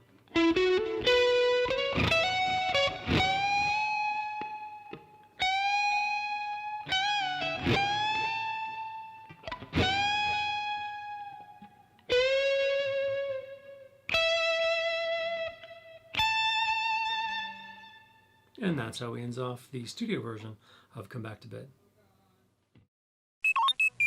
So you want to know what key Come Back to Bed is in? Well, that's an interesting question. It's actually in A major and also in A minor at the same time, if you can believe it. So the reason for that is there's these rules where you can borrow chords from the same key's minor scale if it's in a major key, or vice versa if it's a minor. So in this case, when I listened to the progression, tried to figure out what key it was in, we had A major into G major into D major. And when I got that, it's like, hey, every time I'm playing songs, if I get two majors in a row, that's usually the fourth and the fifth in a 1-4-5 progression. So if we move those chords up here just to demonstrate, we have a G up here and a A. So if we go backwards down the major scale from the fifth, we have 5, 4, 3, 2, 1. We end off at a D. Well, that works because there's also a D in this song's progression. It's the third chord. So I thought, hey, this thing is in the key of D, because you have 1-4-5 progressions, which you're familiar with, like 1, 4, 5, very popular progression. But then we look at some of the other chords, and they don't add up, mainly this one. And that kind of throws it into alert. So what's the next best guess for this song? Well, it could be an A major, because that's the first chord we hear when we play. And usually 90% of the time that is the key of the song. But that's no rule. That's just a coincidence due to the way we're always resolving to the tonic. We throw it out there as early as possible. So if we do the A major scale, there's a couple problems. There's no G. There's the G sharp. We're looking for the G, so we don't have that. And we don't have that F. I'm going to call this F flat 5 with the G in the bass, mostly an F chord that we should be looking at. But a couple things do jump out about the A major key if we're picking that. One is the F sharp minor 7 and the C sharp minor 7. They actually fit into the A major scale. And so that's a good thing. Some people don't know this, but A major scale, every one of those elements of the scale, degrees of the scale, has a chord associated with it. So if we're in the major key and we're starting in A major, that first degree will be a major chord, and then minor, minor, major, major, minor, diminished. Don't ask me about that one. And then major again on the 8th. So that's where some of the chords line up. We have A major, A minor, C sharp minor. That fits with our 7th minor 7th chord. The 7th also has a list of chords that are assigned to the degrees of the scale. In the 7th scale, it's like major 7, minor 7, minor 7, major 7, 7th chord, and then minor, and then minor 7 flat 5, and then the 7th chord again. So where were we? So that means that our F sharp minor 7 fits the A major, and C sharp minor 7 fits the A major. But this remains a problem. So we'll go over into the minor scale for A minor. Right away, that's our F. That works. And that's our G. That works. And the chords for the A minor harmonized chord scale are minor, diminished, major, minor, minor, major. That's our F right there. Major. That's our G. And then minor again off the top. So that is why this thing is mostly in A major, but a bit in A minor. Kind of cool, eh? Doesn't it just blow your mind?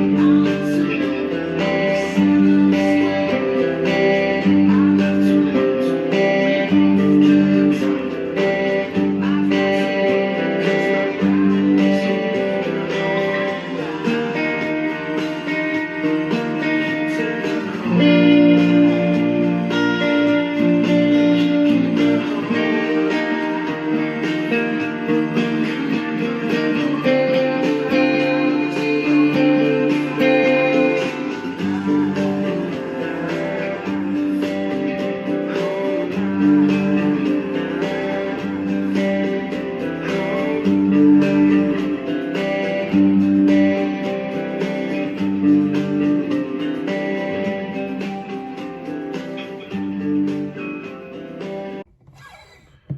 guys, I have a request that I wanted to fulfill regarding a tutorial on how I play Split Screen Sadness by John Mayer. So that's what we're gonna do. We're gonna start off standard tuning, and most of what you're gonna see is gonna be like chords that you're gonna find in the key of G. Although we're not going to be playing the chords in like the way that you would play like the standard G chord, we're not going to be playing it like that. We're going to be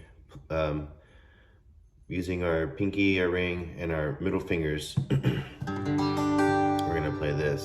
I don't know if you can see what this is, but 3rd fret, 6th string, middle finger.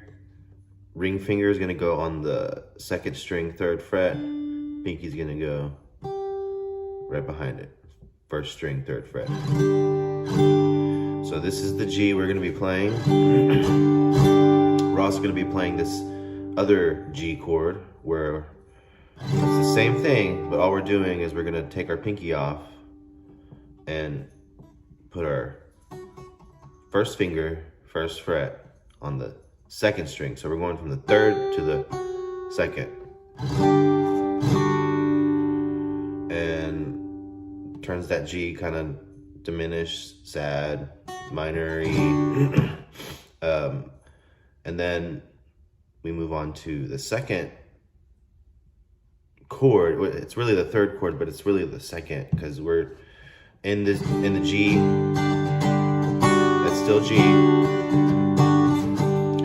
And then we switch to this C. It's the same kind of phrasing, the same shape. We're just kind of moving the middle finger, the middle finger to the instead of the 3rd fret 6th string, it's going to be 5th string 3rd fret. And then we're going to do the same thing with our pinky.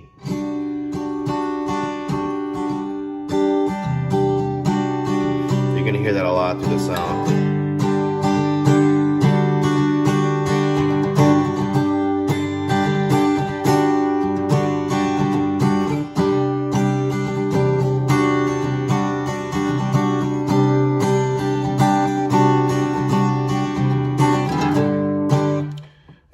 To kind of hit that C chord, my thumb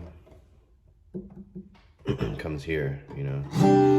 So you see it kind of slide a lot. See that?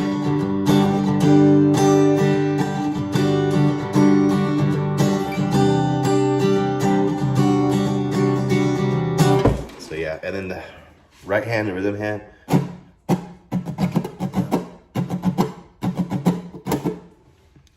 You can hear or see what's going on, but when I strum up with my thumb. So kind of start off 1, 2, 3, 4, 1, 2, 3, 4, 1, 2, 3, 4, 1, 2, 3, 4, 1, 2, 3, 4.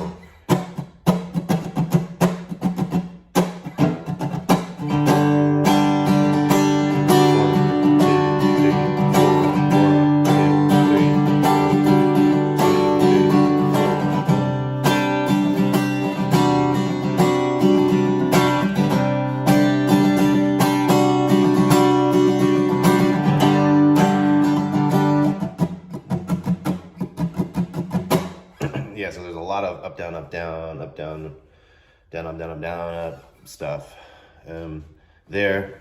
As far as the, sorry, I hit my drum set behind me. As far as the plucking goes, so I'm only gonna pluck the strings that I'm touching. So for the introduction in the first verse, pluck up, pluck up. Pluck up, slap, pluck up, slap. Pluck up, slap, up, pluck up, slap. It's a little tongue twister, right? Pluck up, slap, pluck, right?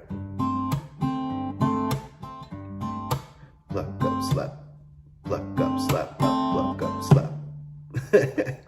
Pluck up, slap, up, pluck up, slap. Up is, I'm really using these 3 fingers to pluck up on these 2 strings.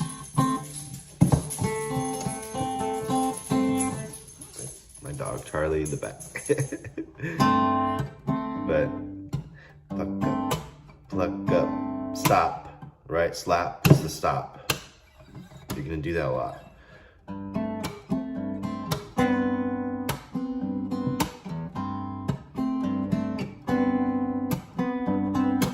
So what we're really doing here, you're playing this G in the shape of like a C chord. It's really G, G. And what we're gonna do is I have to alternate my ring finger and my middle finger to reach. If you can reach it, hit it, but I'm doing this.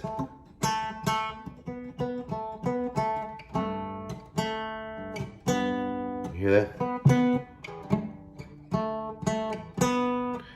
And that kind of carries over to the C shape that we're gonna play, the second part.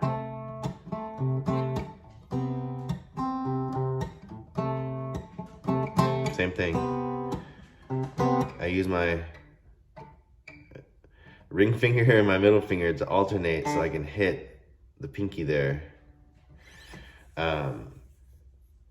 And so introduction, first verse. The second verse is I strum. Same as the chorus. I don't play the part, I think it's verse 3, because there's 3 verses in the song where he's like, I call, I care, I just need to feel you on the line. That part. Don't hang up the sun. I don't play it in the song, but in the video, but essentially it's the same concept. If you want to play that, it's the same thing as the first verse and the introduction. And I know it's me calling over. I still wish you'd find me till your day to day. Don't let me get away. That leads to the bridge. So every verse that you do will have this kind of like bridge. A minor 7th to a D. And then I walk this up the neck to the G, that diminished part of the G to C, and another part of the diminished to the G.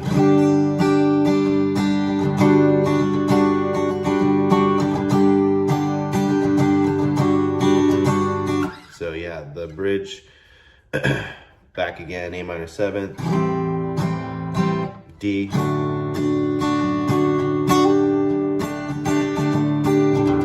G, the G diminished, C, C diminished, back to G. The ending is kind of the same, it goes real quick at the end. So I hope you guys like that video. And let me know if there's any other songs you want to see a tutorial of. Peace.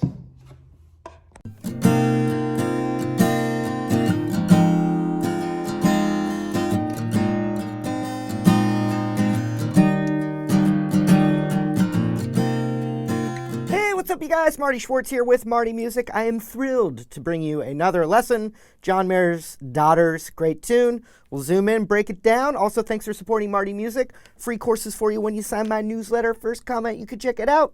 Let's go. All right, John Mayer used his thumb on the bass string a lot in the song. I'm going to avoid it when we can because it's easier for most of you out there, including myself. B minor 7. But the open B and high E ring out with it Our pinky is going to pretty much be on the 7th fret of the G string for the verse and the chorus, which is almost the whole song. So just keep that in mind. That's taken care of. Great. Middle finger on the 7th fret of the low E. And then ring finger on 7 of the D. And that middle finger is muting the A string, so you get this B minor 7. The song's in counts of 3 or counts of 6. 1, 2, 3, 4, 5, 6. And the basic rhythm, down, up, down, up, down, up, down, up, down, up, down, up, down, up, down, up, 1, 2, 3, 4, 5, 6. 1, 2, 3, 4, 5, 6. 1, 2, 3, 4, 5. 1, 2, 3, 4, 5, 6. There's that B minor 7. The next chord, it's just 2 fingers, but it's a little tricky for a 2-finger chord. Your index finger goes to the 5th of the D. Remember I said pinky's on the 7 of the G? It's still going to be there. So we have that. What is that? Good question. We have to mute the A string with that index finger. So I'm pressing down on that note, and then the tip of the finger is muting that A string so it doesn't ring out, so that when I strum it, we get the open E in there. And it's a type of E minor 7 chord. See, that's muted by the tip of my index finger, but it's hitting that note. So we have B minor 7. And now this E minor 7. Once you get used to that little mute there, remember, you're not pressing down, you're just you're hitting that, you're targeting that note and letting the finger kind of almost dig underneath the string. It's very muted. Not on top, but almost underneath. And it's really nice and muted. You got that low E ringing out for that E minor sound. So B minor 7 to E minor 7.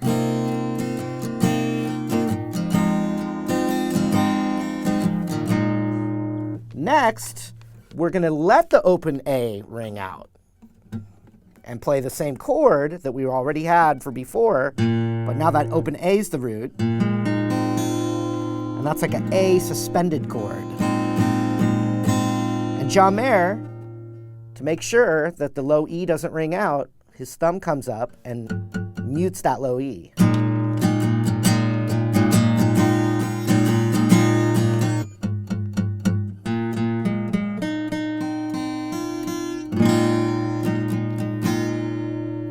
That's the 3rd chord. Look at that pinky. I wasn't lying. It's still on the 7th fret. Now, index slides down to the 4th fret of the D string, and middle finger hits this 5th fret A string, and this becomes a D major triad. And you're only hearing those 3 notes in the recording. So the open B and high E are kind of muted out. So that is the chords of the verse. B minor 7. This 2-finger thing, but you're muting the A string. It's an E minor 7. Then you let the open A ring out and mute the E string now. So that's an A sus4. Then that slides down, middle finger grabs 5 of the A, and now you have a D major.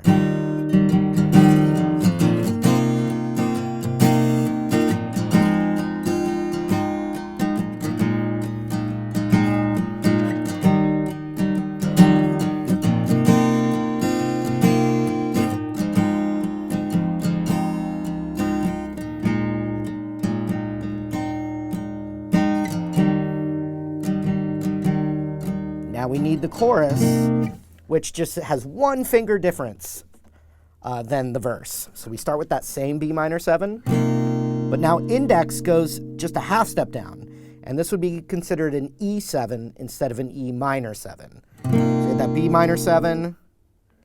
The only thing we're doing instead of that 2-finger chord is that now. So pinky still hasn't moved yet. 7th fret G, and now that's 6th fret D. And you're muting that A string just like before. So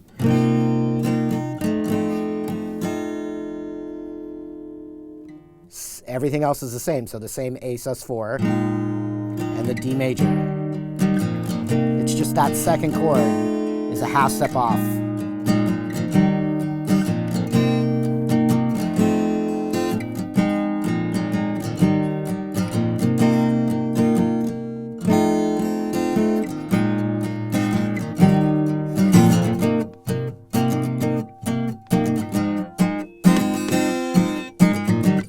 have pretty much the whole song chord-wise, the chords that we need.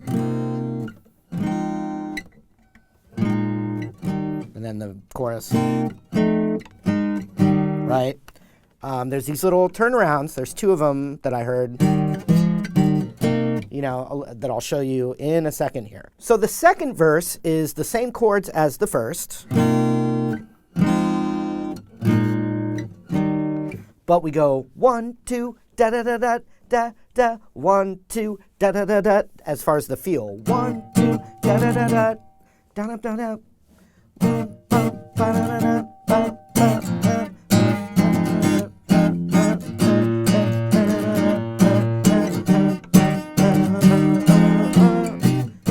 And there's a little turnaround thing that happens 2 times throughout the song, just a little embellishments. And what you want to look at, they're thirds basically, and so it's 5 on the A, 4 on the D, then ring finger up to 7 on the A, 5, and so but the pinky stays on the 7 of that G.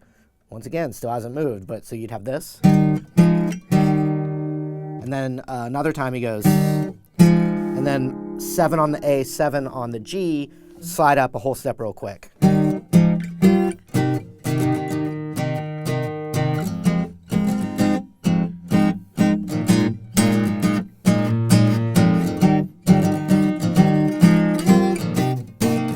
That kind of thing. Chorus is the exact same, goes back to the original feel of.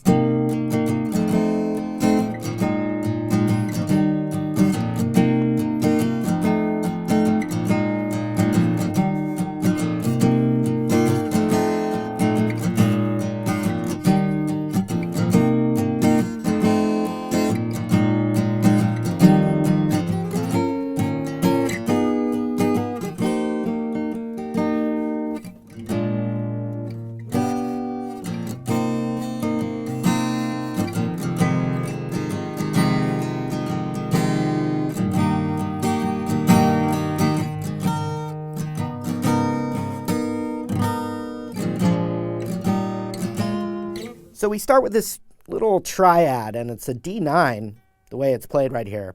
But it's middle finger on 10th of the D, index on the 9 of the G, ring finger on 10 of the B. And then you do that chord, then a whole step down. And then this little piece of a D major, which I'm just covering that 7th fret D, G, B. So you have. And on that first chord, if you wanted to get a 10th fret low E in there with your thumb, it's not very comfortable for me. If you want to do it, you can go for it.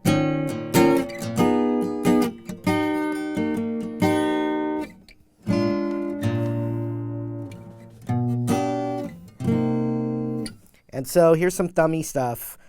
It's an A7, but you can think of your little classic D shape, but it's just scooted over. So index is on the 5th of the D, ring finger is on the 6th of the G, and middle finger is on the 5th of the B, and then your thumb's hitting that A string.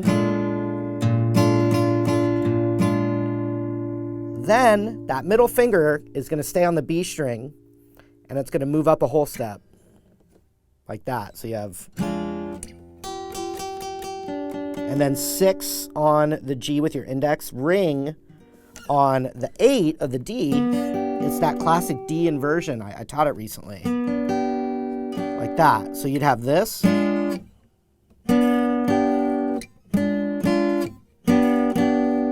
But now when you add your thumb,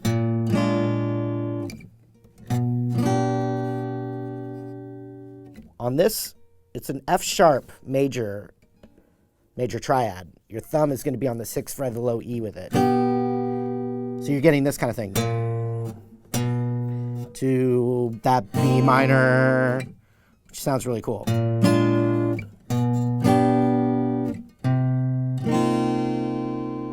Like that.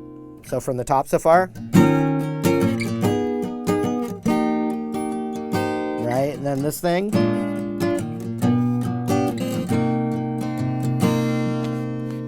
Then it goes to E minor 7, which is 2nd fret A, 3rd fret B. And then a D chord with the F sharp in there, so another thumber. So you have E minor 7, and then the D over F sharp. Then that thumb goes up to the 3rd fret, and you're barring that across. I'm using pinky to hit 5th of the high E with it, and that's a G minor 9.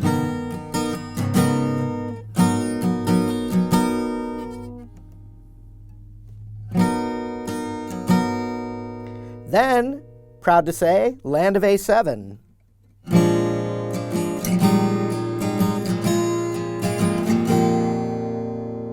Up to there.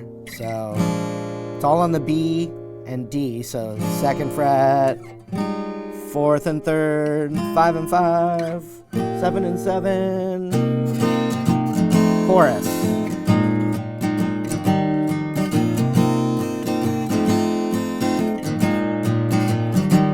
Right? So one more time on that bridge. D9, down a whole step, then a D major, then A7, F sharp over A sharp, and then B minor 7, then E minor 7, D over F sharp, G9, and then land of A7. Chorus. And you got the whole song.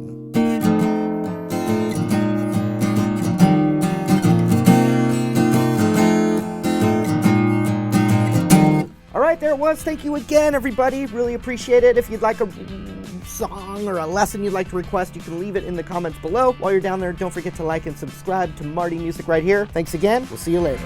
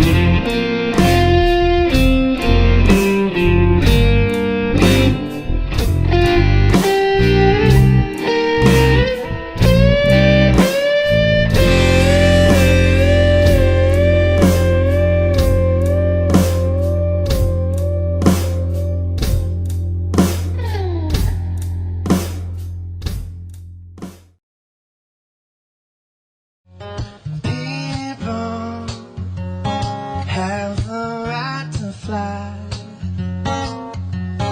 Well, when it gets compromised.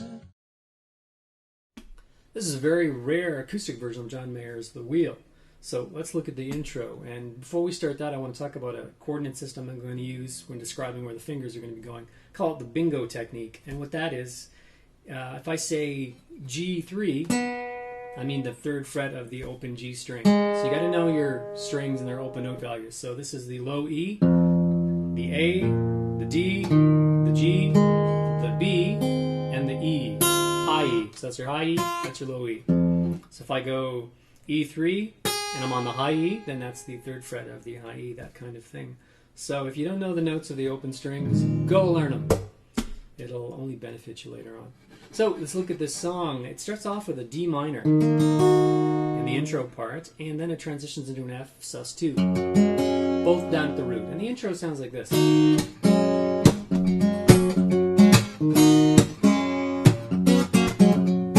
So there's a lot of little jazzy licks. We see the traditional slapping. A lot of leading notes. A lot of low notes preceding chords going into the beginning of the measure. That is the intro. After that we have a verse A, which is a subdued version of the intro. Simplified, because he's singing over it. After which we go into what I'm calling a verse B. Now normally this would be almost like a pre-chorus in any other song, but this is what it sounds like.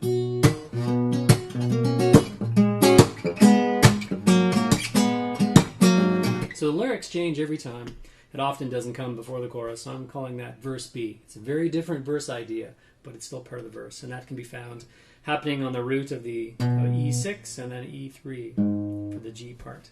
After that, we go into a chorus, and the chorus is played a couple different ways.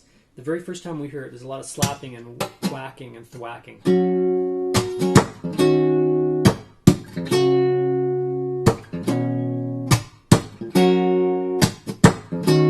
Afterwards, later on in the song, it comes into a more driving kind of way.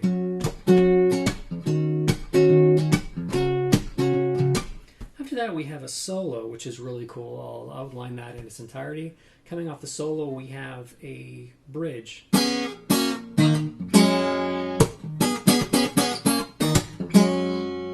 then some of the other parts repeat, and then the outro of the song is kind of a modified chorus, but the changes are different. So that is pretty much the parts of the song. Every single measure in this song is different. So if you want, you can just take a couple generic measures and make that your repeatable part, and we'll go from there. So I'm not going to show you a simplified version of the song, but I may show you parts that are easily repeatable, because there's probably no need to do it as exactly as you hear it on the track.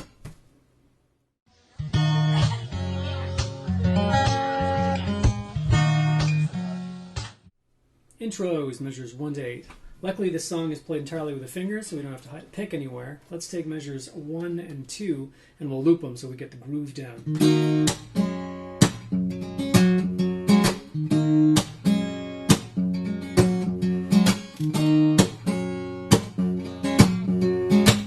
So right off the top we have slaps on beats 2 and 4. We have some slap flicks. Slap flick is where you're slapping and at the same time your index finger pops out and strikes notes at the same time. So you have a slap and a note sounding at the same time. That's throughout the piece. And we have pickup notes preceding a lot of the chords. And let's take a look at measure 1. Let's play it slow a couple times.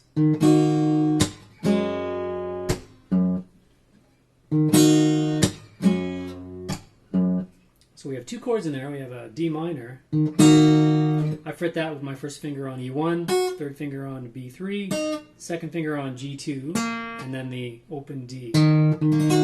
Speaking of open D, there's a pickup measure in this song. So the very first note we hear in it is the open D, and that's not even in measure 1. Measure 1 starts with the second time we play the open D, but this time it's with a chord.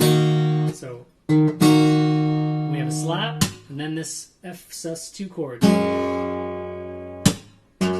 So the F sus2 chord I fret with my thumb on the E1, my third finger on D3, G string is open, and then first finger on B1. So from the top, we end off with this F note here. So just like that open D was a pickup note to the chord in the next measure, this low F starts off an arpeggio. So the beginning of measure 2 is actually, but its beginning root note started in the last measure as the last note. So it really is like this. But when you're looking at the music, it starts. So let's look at the slaps and the flicks in there. So we arpeggiate it, and then we come down with a slap flick, And we're hitting the note at G2, which is an A. 2 low Fs here. Then we have an open G, and then our second flick in the measure. Actually, that flick is hitting the open G as well, and then going back to the open D. So measure 2 slow.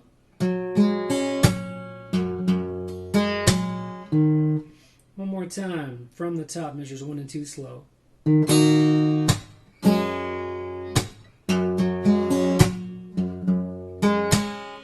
more time.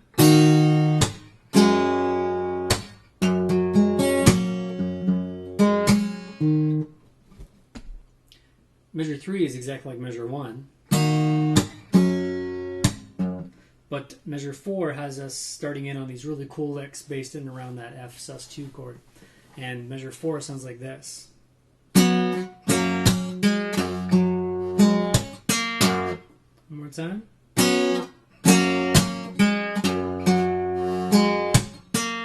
There's a slap flick in there. Right here. We're going for this note here, D3.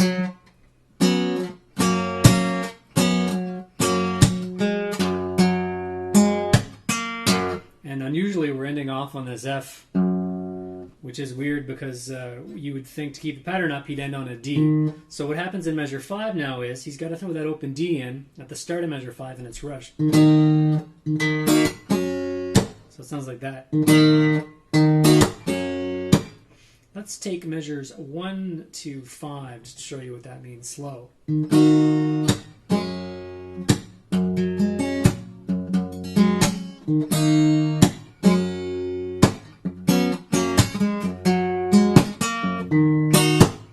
So did you see how measure 5 was rushed? Measure 6, 7, and 8.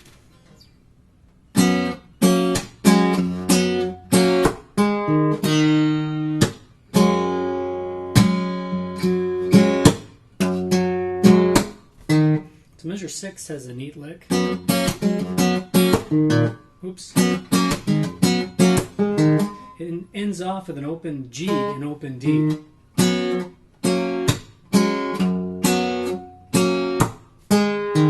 And then the familiar D minor. Actually, the end of that one, measure 7, has a flick. Before ending off with measure 8. So let's try measures 1 to 8 really slow.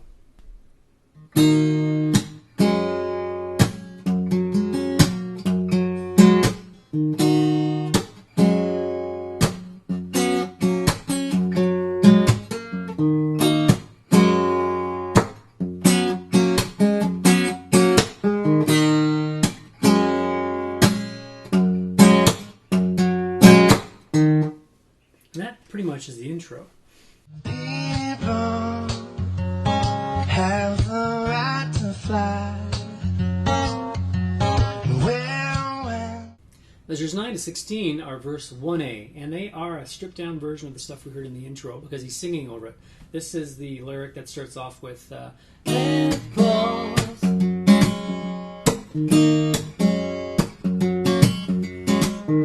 and for the most part pretty straightforward. Something neat happens in the last measure that we can get into. So let's blow past the first ones because we've seen it already. We've seen this D minor. This is measure 9. D minor to F sus2. After that, measure 10. Very stripped down. Hardly any notes in that one.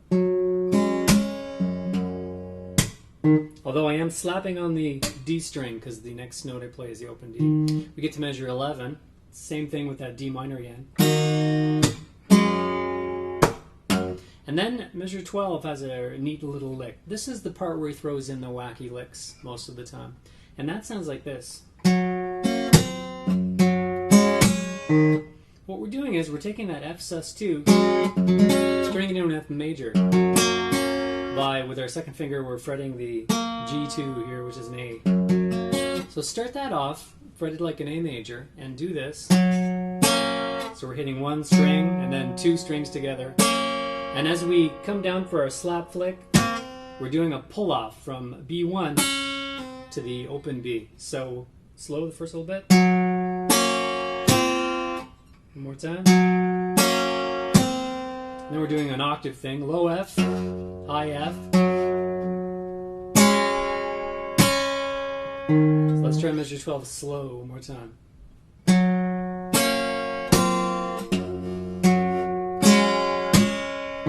One more time.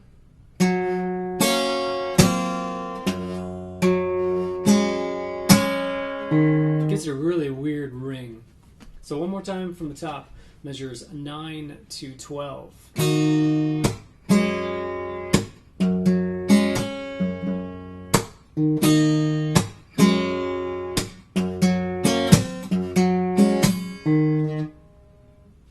Measures 13 to 16.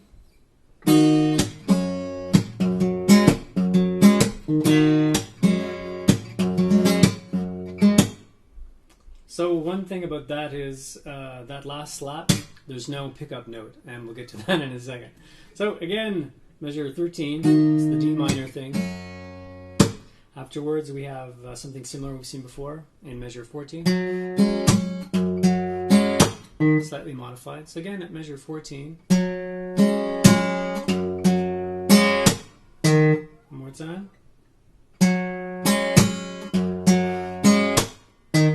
And then we go to measure 15. And then we have that arpeggiated thing to end it off. And then a very long slap. So the arpeggiated thing in this instance, it's important to get the timing of that right. Like the other arpeggio before it, it starts with the last note of the last measure, leading into the arpeggio part. And then a very long slap. So one more time from the top, measures 13 to 16.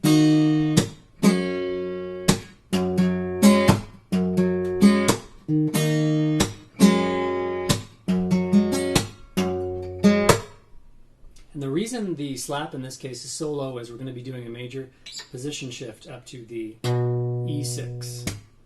I say move along, then I say you got your heart, let's move it along.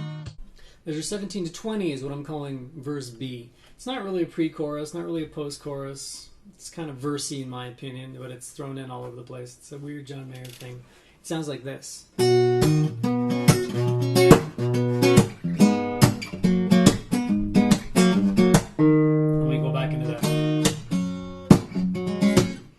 So we're up on the 6th fret of the low E. I fret this with my thumb, and then my second finger is on B6. My third finger is on G7. First finger is on G5 and wait for the descending part here. And at measure 17 sounds like this. One more time slow. So you hear a little descending, or the beginnings of a descending lick. And we have a slap flick in there. So we pluck these two notes on the outside together. Come down with our slap flick. And we're sounding G7 here. And then we arpeggiate. And then a slap flick sounding B6. So together. And we end off with a low bass note. Afterwards, in measure 18, we continue that descending arpeggio with our quick... and it's a rushed arpeggio. You get these sometimes in these measures. And that's how 18... Let's do 18 from the top, because I kind of rushed it there. And a long slap. Let's do measures 17 and 18 together slow.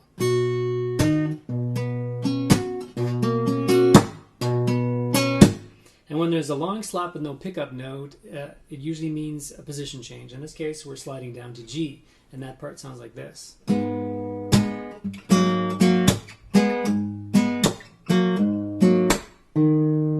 more time. This is measures 19 and 20. Measure 19 slow. Slap flick with two notes here.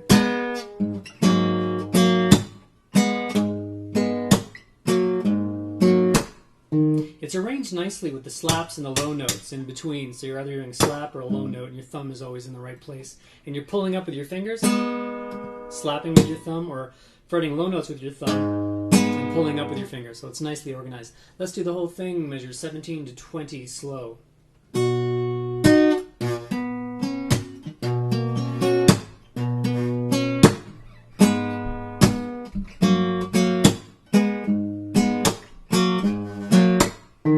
One more time.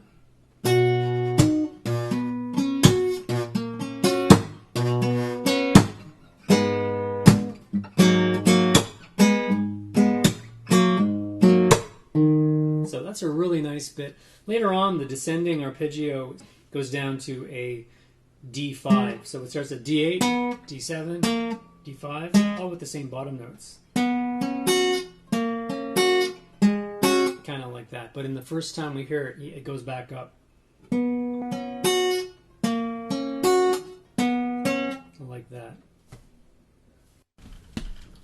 Measures 21 to 24 get us out of verse 1, and there's a couple interesting things worth showing. Let's do it slow.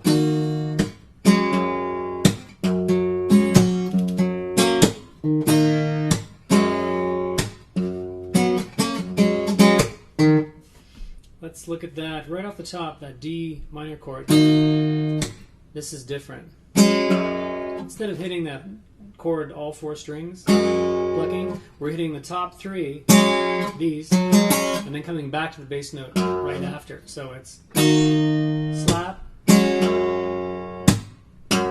like that. That's measure 21. Going into measure 22, we have this. And there we're playing around with making that F sus2 an F major by adding on this G2 A note. So measure 22 is like this. And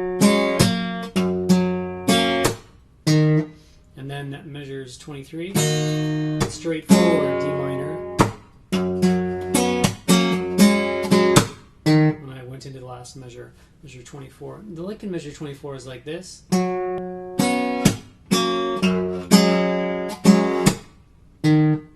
One more time, measure 24.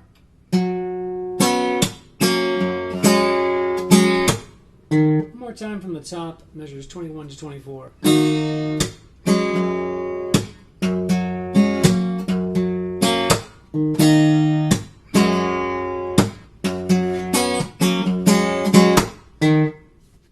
Apples, see it all the time.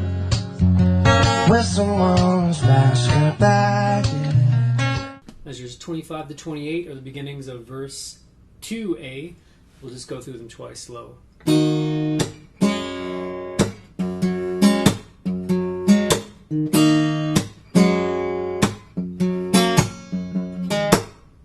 again, we have a long pause because we're going to immediately transition into another position on the string. Let's do that one more time slow.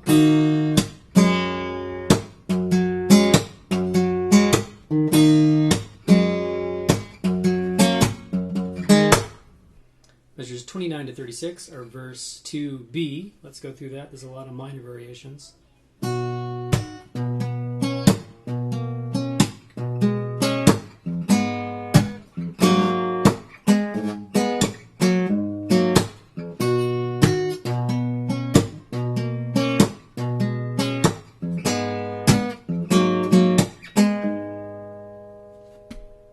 And at the very end of that measure, measure 36, we have a slap and an open A, which leads us into the chorus. So let's look at the beginning measures, 29. Well, the major variation I find are... We're not going up high to that note anymore. It's just...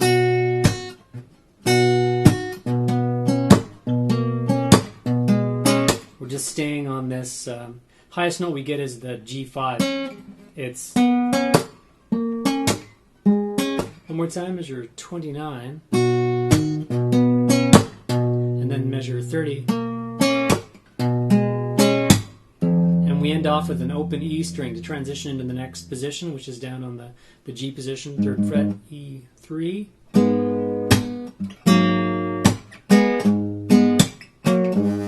Again with an open E, we do that first part again.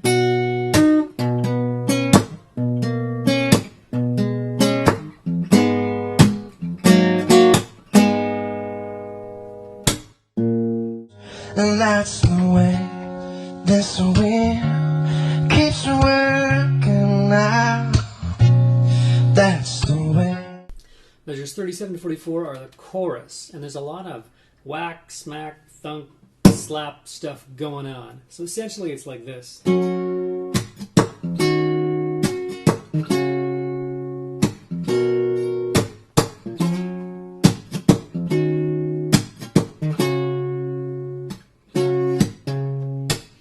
we have a lot of kind of stuff going. So we have an F power chord, the octaves, and the fifth. So that is first finger on A8, third finger barring D10 and G10. And that's all we're really plucking. Later on near the end of the song, he ventures down to the B10 area to give it a higher ring, but for the first two choruses, he's just sounding these three notes. And we do this. It's measure 37. We let it hang out there for quite a while. Then we do a down stroke muted, an upstroke muted, slap with the thumb, and then open string to transition to the next chord. So let's show how measure 37 goes into 38.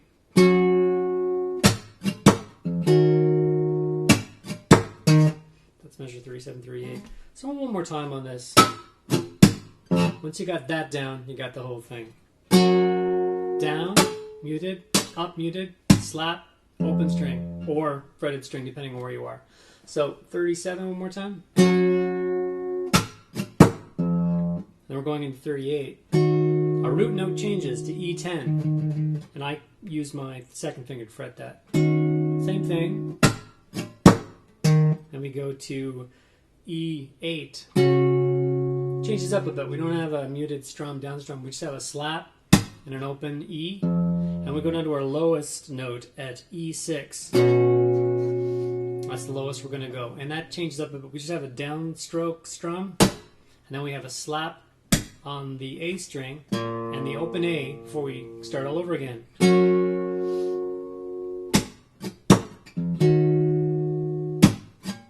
And here we hold that for the whole measure, and then we go.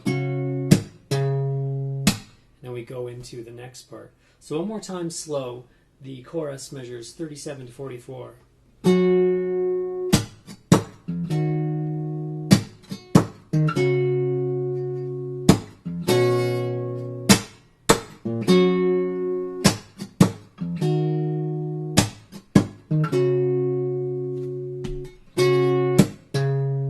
So it's important to have these descending notes.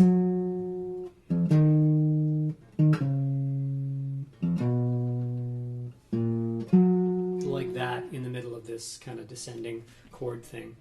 Later on, the other chorus is played differently. It's more driving. It's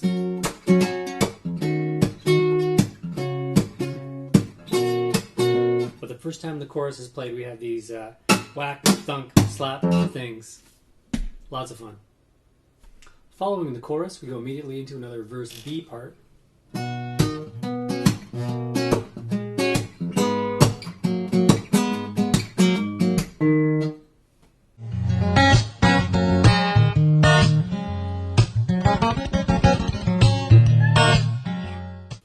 Measures 49 to 52 introduce some nice new riffs.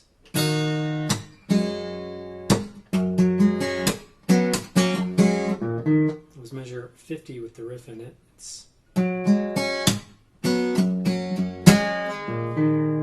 We go into the D minor again. We do an octave in measure 51, the low F and the high F. And then we do this crazy thing.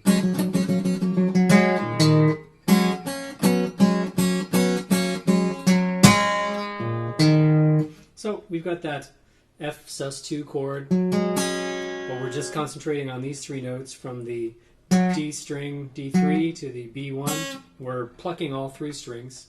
And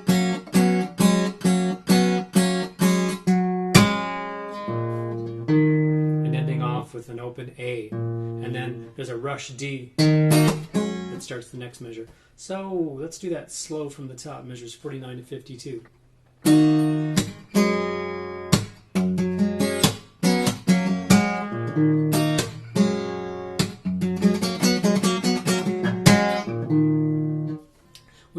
that part, I just use my thumb and first two fingers.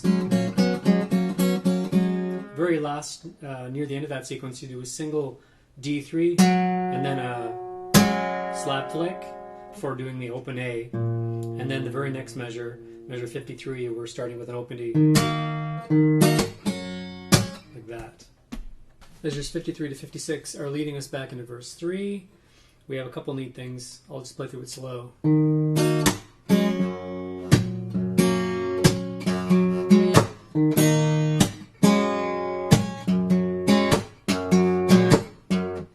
Note that 56 ends on an F. Not many times we go from that low F to the D minor, but this is one of them.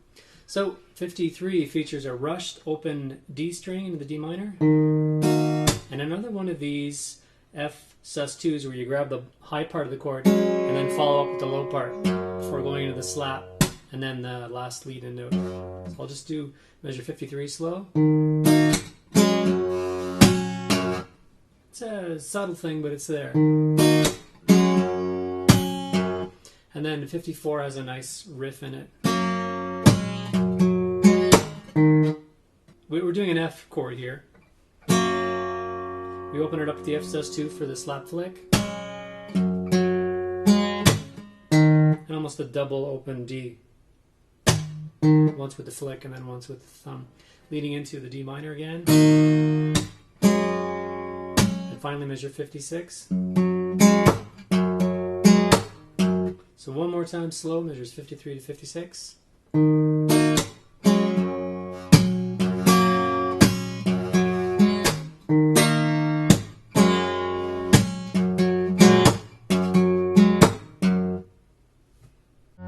You can build a house of leaves.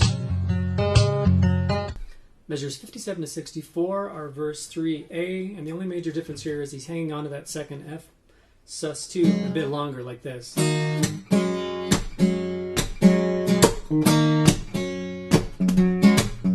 That kind of thing. So just hang on to it a bit longer. Not much more difference than that. Then after that, measures 65 and 68, we go into the verse B part. Seen it all before.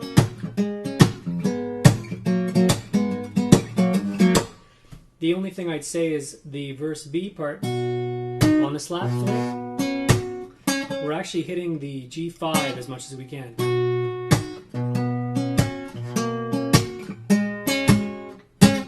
That's the only real difference there. And after that we go into the chorus. We end off on an open A. So I'll just do that last measure, 68.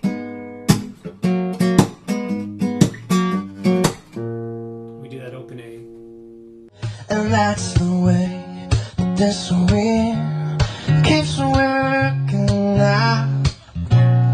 That's the way. Measure 69 to 80 are the second chorus, and this is a more driving version of it, where you're hanging on the chords longer. And what we're doing is, it's kind of a pluck, slap, pluck, down strum, up strum, sometimes, slap, open string, transition to the next thing. I'll just loop this rhythm a bit. So some chords are like that. This F chord is almost always like that. That's at A8, and then our third finger is barring D10 and G10. But the later chords are usually only two. Either just the bass note. I just hit the E10 there. Or pluck and a strum. So just pay attention to the tab and you can kind of get which ones you hang on longer. So let's just do that from the top, measure 69 to 80.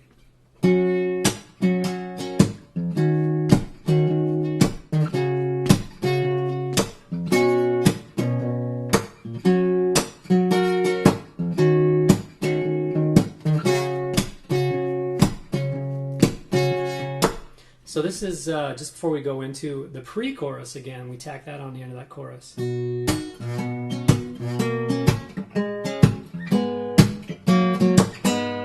And we hold that and we do a slap and a D note to go into the D minor thing again later. So a couple other things about this part. Just when you're coming out of it for the second time, the part where you're on E8, it kind of goes like this.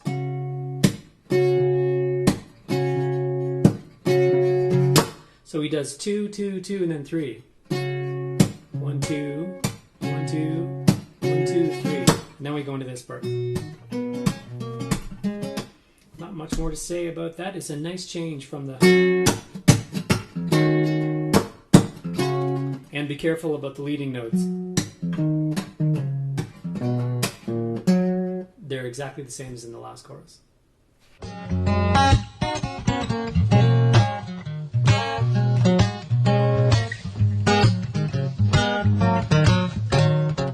Measures 81 to 84 are just before the solo. We'll go through them slow.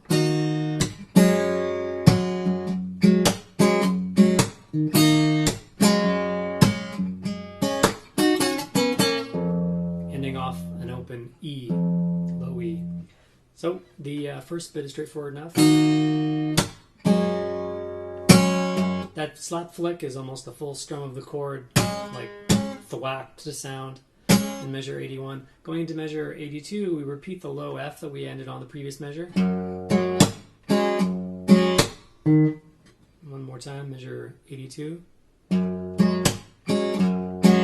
Open D for the next measure. Again, that's one of those measures, measure 83, with the bottom part of the F sus2. And then the top part of the F sus2, and then the root note following slap, and then back to the root note. And then measure 84 has this 2-note chords coming down.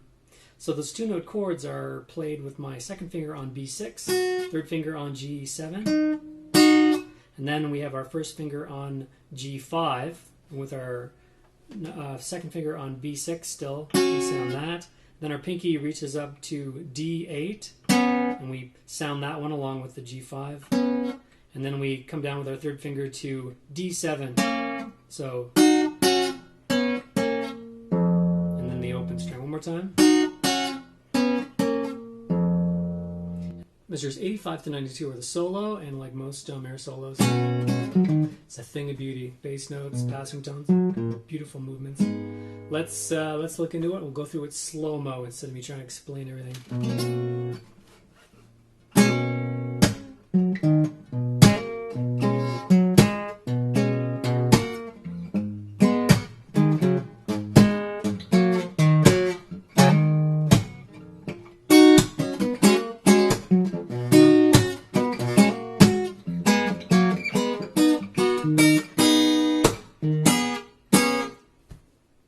So we're starting off with position E6 here with our thumb. My first finger is barring D5 and G5 with my second finger on B6. And that's one position we work off. And from that position we have all these notes. And then the next position is a G position. We're on E3 here with our thumb. We've seen this in the chorus, in the verse B. So it's familiar territory for us, but some new ground still, and there's a lot of barring going on, and we just kind of hit all the extra notes with our fingers that aren't doing the barring. Pay close attention to the rhythmic clues in it, like the, and all the notes fit in place in and around these slaps on 2 and 4. So let's do it really slow to start this time.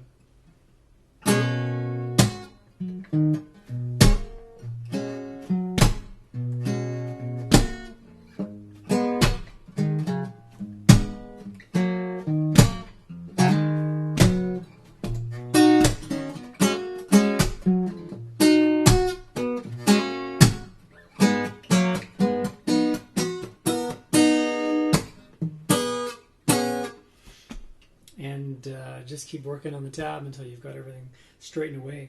Once you get going with it,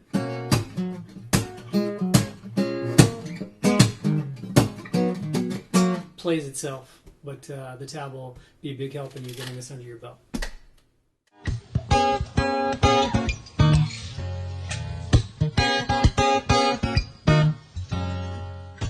Measures 93 to 100 are a bridge coming off the solo, and it features 4 chords. We have this one here, which I have no idea what it's called. I'm not going to even look it up. The bottom half of a F major. We have a D, and the F sus2. And it's played in this rhythm. So there's always 2 of these. Slap, and then before arriving at that F sus2. Now keep in mind, measure 92 ended off with, so measure 93 that starts us all off, we'll start a bit differently. We're halfway into it. So let's just run through all that slow. Measure 93 to 100.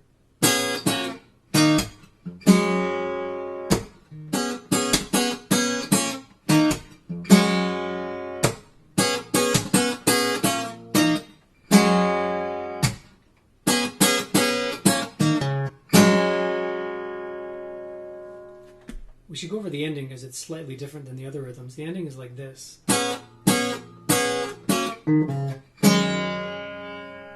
And then he starts into a singing part. You can just do this. Do the whole thing.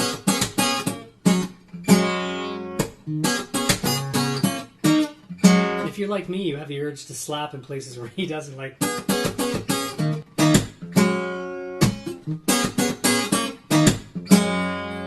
But make it your own, but for the most part that's what it is. Sometimes we're having an open E and then fretting the F for this chord. Sometimes it's already pre-fretted and it's just double picked, double plucked. Have fun with that part.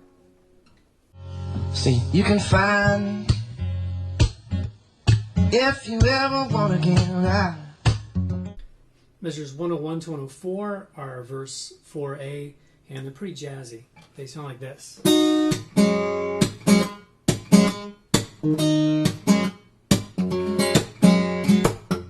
And they end off with a muted, open, low E string.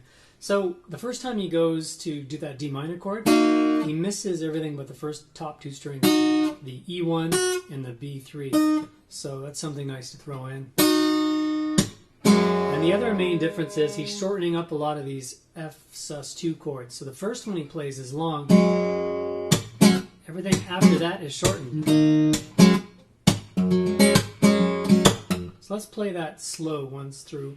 Measures 101 to 104. Here's the short chords.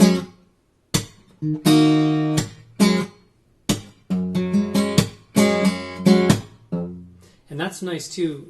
Measure 104. After the slap, we have this.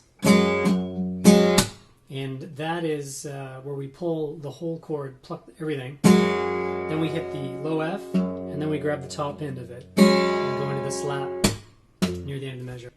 For measures 105 to 120, he's into the verse 4B part, and he's going basically between those 2 positions.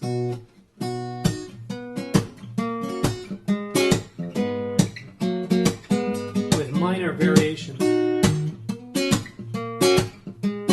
So you can just do that and get away with it quite easily. He does a couple things that are interesting.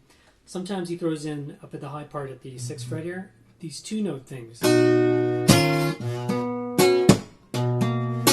So he's pulling up on notes, the note B6 and G5. And the very first time he goes into that, I'm not sure what measure he throws this in at, but instead of going, he goes, and you actually hear this note. You hear a G5 and a B5 from that initial 2-note thing here. And on the descending part, he's plucking these 2 notes here all the way down. And he does a couple other interesting things. But for the most part, just keep it simple and do the part that you become familiar with.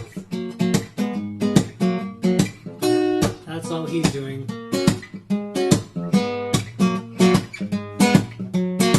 And then at the very end of that, you let that ring, because we're going into chorus number 3. And that's the way that this wind keeps working out. That's the way. Measures 121 to 128 are the final chorus, and what we hear is a mixture of what we heard in chorus 1 and chorus 2.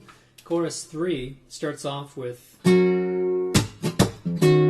it has that muted strumming and whack thunking, but right after that first measure, the F chord, everything else is from chorus 2.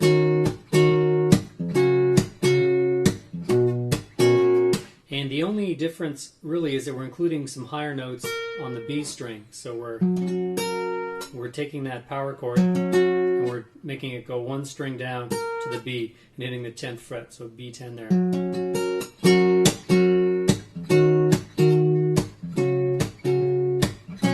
And one thing, the ending of the chorus is a bit different. So let's look at measures 127 to 129.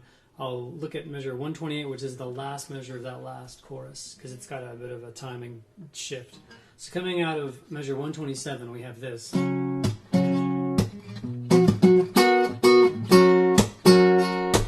So I'll explain that. So 128 sounds like this.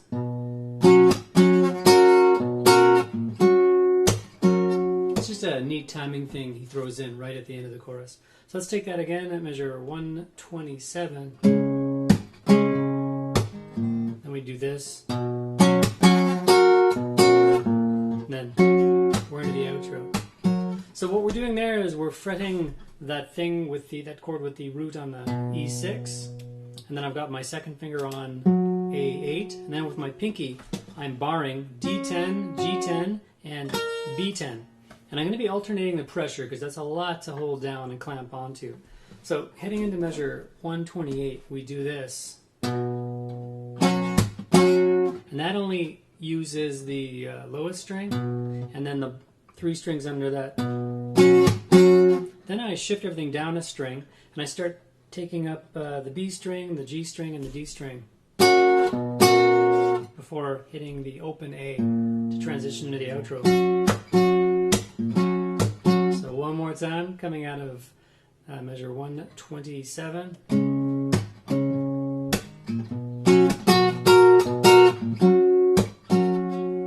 It's hard to understand in the context, but if you listen to the original track, you'll hear what I mean. You can't have too much one part of the wheel now. You can't have too much one part of it. Measures 129 to 156 are the outro, ending of the song. The chords are similar to that of the chorus, but the order is changed. We now do this. We hit this E6 root quicker, and then come back up to the F to recycle everything over again. And the rhythm is like this. We'll take a bite-sized chunk, 129 to measures 135.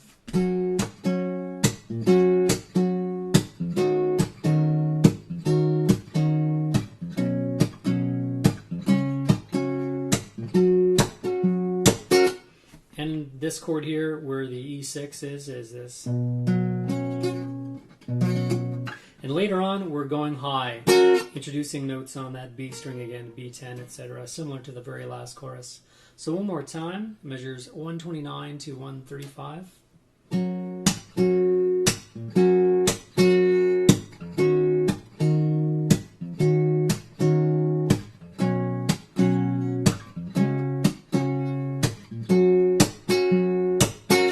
So 136 has an interesting lick in it, and coming off of 135,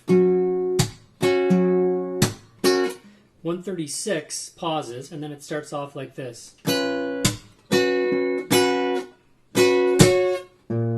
then goes into the next measure. So that chord we're doing right off the top, so first in 136 there's a rest, a little bit of a pause. The chord we're doing is D10, G9, and B11. We pluck it once, we slap it, and I'm slapping on the 5th string. Then I'm barring my second finger across D10 and G10, and I keep my 3rd finger on B11. I do one thumb note on D10, pluck the whole thing again, and then I do this.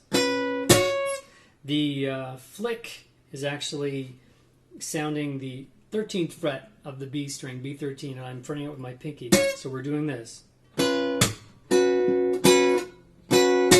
And then I'm hitting the open A to go back into the rest of the outro. So one more time.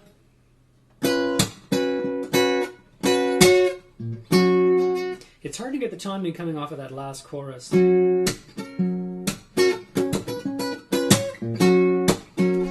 then measures 137 all the way to the end are just the same chords we've been repeating, slightly different rhythms, but we're making them sound high with the addition of the notes on the B string. So they're...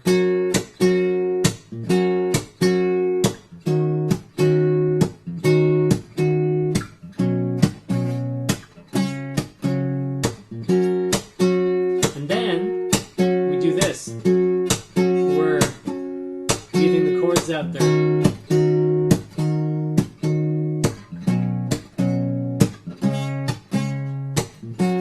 And then he just kind of lets the chords trail off. He stops playing them at some point and does the rest of the song a cappella. And that's pretty much it. It was a great song. I'm really glad someone showed this to me. Someone sent me an email and said, check this version out. You got to do it. And it stuck in my ear like an earworm, and I had to tab it out. So I hope you enjoy it. It's pretty obscure. He doesn't do this song a lot on acoustic, but I'm glad he did this one time. Catch you guys later. My life is gonna see the love I give return to me.